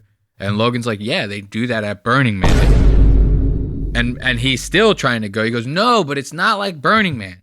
We have like streets and there's like different streets. And when somebody asks for directions, they say, you walk down this street, you make a left on this street. And Logan's like, yes, that's Burning Man. He still doesn't fucking get it. He's like, you ripped off Burning Man. What don't you understand about this? I love that. Mr. Beast is sitting there like, but it's not. Like, you know? I could say this. We built a city in the middle of nowhere. There's just a field. What? And that's just Burning Man. And we pulled up. No, we built like an actual city. That's what they do at Burning Man. Yeah, but like we went to Burning Man. Well, as in like buildings. Buildings, like actually a walled-in city that the contestants lived in throughout the show. What? So look at Logan's face. Look at Logan's face. Logan's like, that's Burning Man. Like Logan still is like, dude, what are you talking about? You ripped off Burning Man. That's like, I could imagine producers and stuff talking to Mr. Beast when they're in like their creative meetings, right? And the producers are like, what kind of challenge do you want to do? And he goes, I want everybody to play, I want everybody to like walk on a bridge, but the further they get on the bridge, the tiles start falling out, right? And they go, well, yeah, that's like Squid Game, right? And Mr. Beast's like, well, no, it's not like Squid Games because like every time one tile falls out, the next player like has to go. So like somebody eventually is going to like have to jump and they might jump on the tile that ends up falling through. And the producer's like, yeah, that's like Squid Games. And he goes, yeah, but you guys don't get it because like more than one person can make it to the other side, you know? And that's how many people will advance. Everybody else gets disqualified. And they're sitting there ripping their hair out going, that's fucking Squid Game. This is exactly what's happening here. And Logan's like, I don't even know if he gets it. And this is a bad sign. You have to be like a whole different level of retarded if Logan is sitting there trying to piece together like your reasoning. You know what I mean? And he's like, that doesn't make sense at all. This is like a different level right here. I got to watch this again. This is like actually classic. I could say this. We built a city in the middle of nowhere. There's just a field. What? And that's just Burning Man. And we pulled up. No, we built like an actual city. That's what they do at Burning Man. Yeah, but like you went to Burning Man. Wait, as in like buildings? Buildings, like actually a walled-in city that the contestants lived in throughout the show. What? So and Logan again, that face. He goes, yeah, that's still Burning Man. I don't understand it. Like, why can't he seem to get that? And now remember. Now, Logan, he probably feels some kind of way about this. He's probably like, I'm about to make this guy look like a fucking asshole because you know Logan's good for that bullying shit. Like, he doesn't care. If you remember when Mr. Beast did we didn't talk about this on the show, actually. I'm surprised we didn't. When Mr. Beast did that whole, like, all these influencers are winning, are competing for a chance to win $1 million for one of their subscribers or whatever. When they did that, Logan ended up releasing a video with all of this like behind the scenes footage from that same video. He ends up airing that Penguin Zero guy saying how much he likes Prime, how much he's like, oh, I'm sorry I talk shit about you on the show. You know, it's just for YouTube, blah, blah, blah. Basically outing that guy as a hypocrite. He did the same thing to like this Ludwig guy. He tried pressing him during the show. Logan's showing all this footage on his channel. Like, see how easily I could bully these guys into like making me seem good, right? For them. Like, I know how to work this shit. I know how to play this game. So when Mr. Beast is sitting there like, yeah, Logan, you don't know what you're talking about. We didn't do Burning Man. We did something different. Now Logan's like, what the fuck are you talking about? Logan's about to start picking at him. Now watch. This shit's kind of funny too. I was telling you about how Mr. Beast likes to look into that camera. Logan's about to pick up on this. Watch. Profits because it's day zero. I throughout the show, I think I am allowed to say this. We gave away over $20 million throughout the show. But wasn't the grand prize like 5? Yeah. It'll make sense when you watch it. No. It doesn't make sense, Jimmy. It doesn't make sense because I know you had $100 million budget, but I also know. Well, that's not. You don't know I had $100 million. Well, I've never said I had $100 million. Yeah, but that's what the headline said. But you spent way more. But yes, I also spent way more than $100 million. I somehow got one of the largest unscripted. So now see, this whole thing, Logan's like sitting there talking to him. He's sitting there looking. I guess I should be looking into this camera now, right? He's looking at you. Why? That's not how this is supposed to work. He's supposed to be having a conversation with Logan. Why is he when he sits there and brags about this? Why is he doing it all into the camera? Watch. I never said I had $100 million. Yeah, but that's what the headline said. But you spent way more. But yes, I also spent way more than $100 million. I somehow got one of the largest unscripted deals in history, and then managed to lose tens of millions of dollars filming the show. Bro, you know what I love about you? You're always playing the camera. Oh, am I supposed to look at you? I mean, we're having a conversation. Look at that. See, you know it's bad. You know it's bad when Logan is sitting there calling you out for selfish behavior. That is very, very bad sign about who you are as a person. This guy is like all about the views. He will exploit his pregnant wife. He will exploit his dogs. This guy has had more pets than most people should have in a lifetime. This guy doesn't give a fuck. So when he's sitting there saying to you, I love how you play into the camera when we're supposed to be having a conversation, like this is not supposed to be how this shit works. You talking to like the king of turning everything into views and he has a problem with this? That's an issue. Mr. Beast is a fucking robot. You're always playing the camera. Oh, am I supposed to look at you? I mean, we're having a conversation. I never even once thought of looking at you. Hey, how you doing, bro? Hey, Logan. It's just habit. See that? Logan's like, bro, we're supposed to be having a conversation. Mr. Beast is like, bleep blorp. What do you mean conversation? I do not know what you're talking about with this conversation because I am just a robot who's playing into the camera. I need the views. User retention is lowering. Oh my God. He like explodes. You know what I mean? This is not what this is supposed to be. Interviews are not supposed to be like this. This is fucking crazy. Now watch. Logan, throughout the interview, he keeps this kind of like calling Mr. Beast out kind of shit, right? They start getting on the whole topic of KSI wanting to fight Jake Paul or something like that, which is funny because they're entertaining this as if it's something that's gonna happen at some point in the future. Jake Paul, as much as people like to talk shit, would mop the floor with KSI. I would pay good money to see that fight. It'd be like watching a Rottweiler tear apart a Chihuahua, is what I meant to say. Picture that. Picture seeing a huge Rottweiler just tear apart a Chihuahua. I don't want to see that in real life, but that's what it would be like if KSI fought Jake Paul, and that I would like to see. That is insanity that they're even like entertaining this, right? And they're trying to like let it go and move on, and Mr. Beast won't stop. And he keeps going and going and going and going to the point to where like Logan's like, bro, are you fucking okay, bro? Like, why the fuck will you not let this go? Now watch, I'll show you. I won't keep you. I'll show you. Partnering again. New brand. Yo, you guys just boxed again. God damn it. Oh, wait. All right. I will move on. But seriously, JJ, I'm working on music. It would be the coolest thing if you and Jake just duked it out. Bypass. I promise you, it would be the coolest thing ever. I have a song with Trippie Redd. It would literally break the internet. Are you on Adderall or something? No, What the fuck? I love that, dude. So now you see where Logan's coming from. I know I can. I see exactly where Logan's coming from. Like, they just keep trying to move on from this whole Jake Paul KSI fight thing, right? It's getting to the point to where KSI is like, bro, you know I got like a music career, bro. I'd be out there doing shit like in the studio, you know? Mr. Beast doesn't care. He blasts right past it. He goes, yeah, but the fight with Logan Paul or Jake Paul.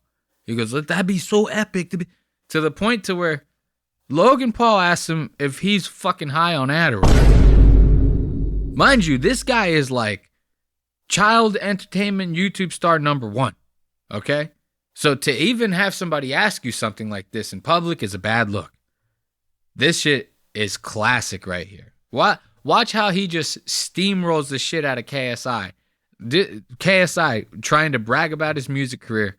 Mr. Beast not giving a fuck. JJ, I'm working on music.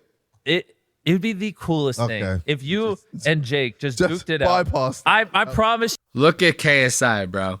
Just bypass that, mate. Just bypass the fact that I'm talking about me music, mate.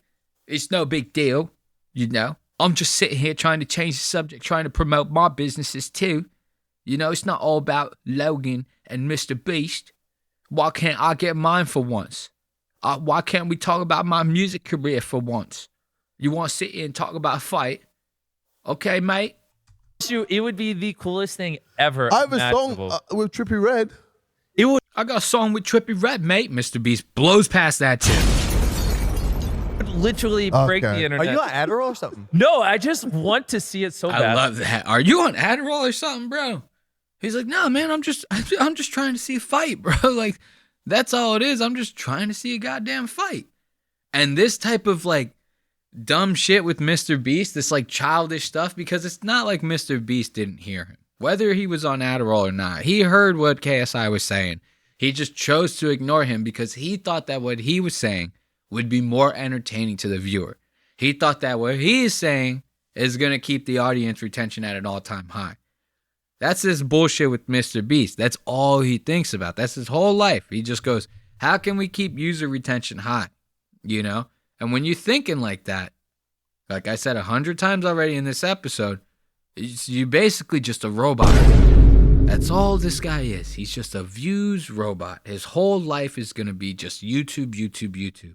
To the point to where, like, I could see this guy dying lonely as fuck, miserable as hell. And the only thing he's going to have is all of his hard drives, you know? He's just going to be At least I got all my footage, you know. That's all this guy's gonna care about. And this childish behavior is kind of like taking over like who he is, you know? Like if you're making that much children content, eventually you're just gonna get consumed in your work. You're gonna start acting like a kid too. Everybody on every Mr. Beast show you ever see that's like part of the cast or crew, not the contestants, Mr. Beast's actual buddies, they all act like 12-year-olds. They're all like 22, 23, 25, 29, whatever. And he continues to act like this to the point to where like this guy actually understands like childhood lingo.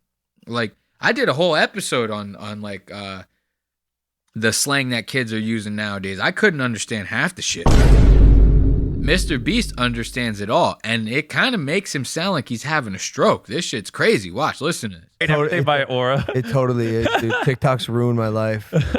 Except it keeps me cool and young, you know? Because like now that I'm a dad almost, we're all approaching that time. Man, I wonder if we're just not gonna be cool to the kids anymore. Moreover, I wonder if they're not gonna be cool to us. Like there's definitely times where I hear these kids say these dumbass things, like Alpha Sigma Riz, whatever they're saying, and I'm just like, yo, y'all are weirdos. You know they use like, so okay, this is where it's about to start getting out of hand. Logan saying how TikTok, he doesn't like it, but he still scrolls on it because it makes him feel young. If that's what you need to make you feel young, you're retarded. So now he is going through that whole rigmarole. He goes, but the shit that I hear on there, these kids, they're saying like Alpha Sigma Riz, the skibbity toilet, you know what I mean? All this crazy shit. And KSI is about to come in and be like, oh, did you know that they use Ohio as an insult, mate? Now they're using Ohio as an insult, mate. You got to hear this shit, man. Like, there's definitely times where I hear these kids say these dumbass things, like Alpha Sigma Riz, whatever they're saying. And I'm just like, yo, y'all are weirdos. You know they use Ohio as an insult. Yeah. What'd you say? What, Ohio? Is that where they eat the cats? Bro, what do they say? Hold on, no. Stop. Stop. What? What do they? Mr. Beast coming in with that edgy ass joke. Is that where they eat the cats? Are they eating cats out there with the Alpha Sigmas, the brains, and all that? Now listen to the rest of this. This is about Mr. Beast is about to try to get in on this conversation. He's like, I know all the childhood lingo, and the shit that comes out, it sounds like he's legitimately having a stroke. This is insane. They say like you're Ohio. You're so Ohio? that means cringe. Shut the fuck up. Yeah, It bro. does. Ohio means cringe. What is it? Yeah. What's the ding? See, so Mr. Beast is like, it does. I know exactly what it means. It does. It means cringe. I know, because I'm a child myself. It Oh, does. yeah, it bro. does. Ohio means cringe. What is it? Yeah. What's the dingle dong riz? Or what's it? What did they say? Turkish Quando Riz. A whole state. Blue tie Ohio Riz. Yo, that's like. Do you know Blue tie Ohio Riz? Like, what do you say? This guy is legitimately having a goddamn fucking stroke. It's to the point to where like Logan's looking at him like, bro, what are you saying to me right now? Like, he's just, what the fuck are you talking about? He's like, is it the skibbity the Quando Riz? Is it the Blue Hio Tower Riz? The skibbity whippity Riz? He sounds like a robot. Once again, saying this like a robot that's having like a malfunction right now. You know? Listen to this. And the whole time he's saying this, Logan's looking at him like, why did I go into business with this fucking guy? Watch this. What is it? What's the dingle dong Riz? Or what's it? What did they say? Turkish Quando Riz. A whole state. Blue tie Ohio Riz. Yo, that's like. Do you know Blue tie Ohio Riz? Like, what are you saying? Blue tie? He's looking at Logan like, what's the matter? You don't hang out with 13-year-olds? How do you not know what Blue tie Ohio Riz is? With the Quandel Turkish and the skibbity dibbity Riz. How do you not know this? Logan's like, yeah, I make kids content. I don't hang out with kids. Jimmy's like, what do you mean you don't hang out with kids? He's like, half my staff hangs out with fucking kids. What are you talking about? How do you make stuff for kids if you're not hanging out with them all the time? Like, and you don't even know this slang? Like, and once again, he's like, why did I go into business with this guy? What are you talking about? Listen to this shit. No Riz. A whole state. Blue Tie, Ohio Riz. Yo, that's like. Do you know Blue Tie, Ohio Riz? Like, what are you saying? Blue Tie? No, I don't. He was the Riz Master before the Riz Master. No. Oh my gosh, Logan. Oh my gosh, Logan. Oh my gosh. You don't know the Blue Tie? He was the Riz before the Riz. And no, he doesn't know. He's having children. He's not fucking hanging out with them. This guy, I'm telling you, after this whole Ava Chris Tyson bullshit, every single thing that comes out of Mr. Beast's mouth, I'm always like, he's a pedophile. Like, it doesn't matter what he could say the nicest, sweetest thing. I'm going to be like, that shit is somehow linked to pedophilia. That's like the whole thing. And just seeing him knowing all this little kid lingo, like, how do you know that? If you're not, like, obviously not spending time, he probably doesn't spend time with children in person, but how do you not know that if you're not at least spending time with children online? Like, this guy's got Mr. Beast Reacts, gaming channels, all that. Probably hanging out with 13-year-olds on the fucking Call of Duty servers or some shit, like, nonstop. This is crazy. And then what else do we got here? Let's see. I think that's pretty much it. Let's listen to Logan Paul. We'll end the episode on this one. Logan Paul starts talking about how he's about to be a dad soon. And by the time this comes out, and even by the time this episode aired, he had already had the baby and stuff. But when they were filming this, he hadn't had the kid yet. So they're talking about all that. And Logan starts joking around about how he's like, I'm gonna make the whole birth, room like a vibe, like me and my wife, we're gonna have like a king size bed. I'm gonna get some lights. We're gonna hang the lights everywhere. Like, I'm gonna turn this into like a real marketing situation. And like, they're all kind of like, wait, what? You gonna do all that shit? Like, what are you, fucking crazy? He's like, yeah, man, I'm gonna exploit the shit out of my wife's pregnancy. Watch this. Moment. You gotta be careful. Yeah. It's a little bit of you can fall into a trap of trying to deliver the next best thing to your viewer because you want to entertain. And if you don't have like a good team around you who's willing to tell you no, it can get dangerous. Yeah. I agree. And at the end of the day, you told me the same thing 5 years ago. Yeah, well, after a series of mistakes in my early 20s, I've learned a lot. And that's why I'm ready for fatherhood. And Nina actually just sent me the text that she's going into labor. Fuck off. I'm just kidding. Oh my God, that would have been nuts. Crazy. I'm out, boys. Nah. You get the FaceTime. It's her going, my water broke, and she's in an ambulance or something. I'm out of here. How quick you running? I'm out of here. Like, are you even saying I'm out of here, or are you just running out? I'll probably say I'm out of here. Nah, this is what's funny to me about this whole thing. So he's sitting there going, he made a joke. Oh, my wife just texted me her water broke. No, I'm just kidding, guys. So they go, how fast would you get out of here if that happened? He's like, I'd be out of here lickety split. Mr. Beast goes, okay. She FaceTimes you. She goes, my water broke. Like that. Imagine Logan's wife actually calling him and just being right in the face and going, my water broke. And that's all she says on the thing. Now Logan's freaking out, right? He has to hurry up to get out of there, right? I want to show you what Logan's pregnancy actually looked like. When he set that room up for his wife, like he's about to explain, I want to actually find pictures of that for you and see what the waiting room actually looked like. Because this guy, he really did deck the whole shit out. Like I think he had like prime cans sitting around and shit like that. Like it was a whole thing. So watch this shit. Look at this right here. Let's zoom in a little bit on this. Look at this guy. His wife, she has a tumbler balancing on her stomach. He's got lights everywhere, stuff like that. In this episode, he's about to talk about how he had like a California king set up for them in the birthing room. That shit don't look like a California king to me. But he's got all the lights. Once again, prime bottle over there. You know, he's really looking at how to market this whole thing. And now he's about to talk about how he'd be out of there lickety-split if his wife ended up... No, he'd be... Okay, this is how it would actually go. His wife calls him. She goes, my water broke. You got to get over here right now. He goes, baby, I'm on my way. He hangs up the phone. He goes, guys, my wife's water just broke. Now he goes and looks over at the production team. He goes, guys, gather the king-size bed. I need you guys to take all that and load it into the back of the truck right now. Get it all out now. Get loaded into the truck. It's going to take you guys at least 15 minutes. So get all that stuff. I need you other guys over here. You got to get all the lights.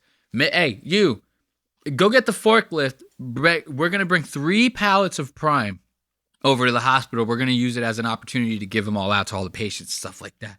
So he goes, we need at least 45 minutes to pack all this stuff up. So you guys got to move because my wife is having this kid now. That's how I picture that whole situation. So it's now an hour and a half after she's broke the news to him that her water broke, right? And he's just heading to the hospital now after packing up all this bullshit to bring to the hospital. And then when he gets there, they probably go, you can bring in 1 Prime bottle and you can bring in a set of string lights and that's it. That's it. But we don't need all this extra shit. I don't care who you are. Okay? Now, to hear him say all this, I'd be out of there lickety-split, man. I'd be out of there so fast. That's dog shit. Easy. I'm out, boys. You get the FaceTime. It's her going, my water broke. And she's in an ambulance or something. I'm out of here. How quick you running? I'm out of here. Like, are you even saying I'm out of here or are you just running out? I'll probably say I'm out of here. Probably. Okay. What if she trolls you? Like, and she was just like, yo, oh, what if she trolls you, dog? He's like, yeah, I'm out of here, but after we spend an hour and a half packing up all that shit so we could take some dope-ass photos on the way to the hospital. So let's give it up for Logan Paul, Mr. Beast, and KSI. Probably some of the biggest retards that you're ever going to meet in your entire life. Let's get some music going so that we can get ready to get out of here. Once again, as always, I love having you guys back for yet another ridiculous episode of Lost Aux Media. Be sure to catch us at youtube.com/@LostAUXmedia. That's youtube.com/@LostAuxMedia. You can catch those video episodes every Wednesday at 4 p.m. Audio episodes same day at 5 a.m. on Spotify, Apple Podcasts, Amazon Podcasts, and everywhere else you listen to your favorite podcasts. That way, you can listen to the episodes on the way to work in the morning. When you get home from work, you can watch them. That's just the way that we do things here. So, until next time, I thank you again for joining me. Goodbye. Aphrodite, Bendisca, Osteonissus, Hera, Hermes, Icarus, Narcissus, Medusa, Ephesus, Ashalalala, Sisters, Minerva, Incubus, I love it when you couscous.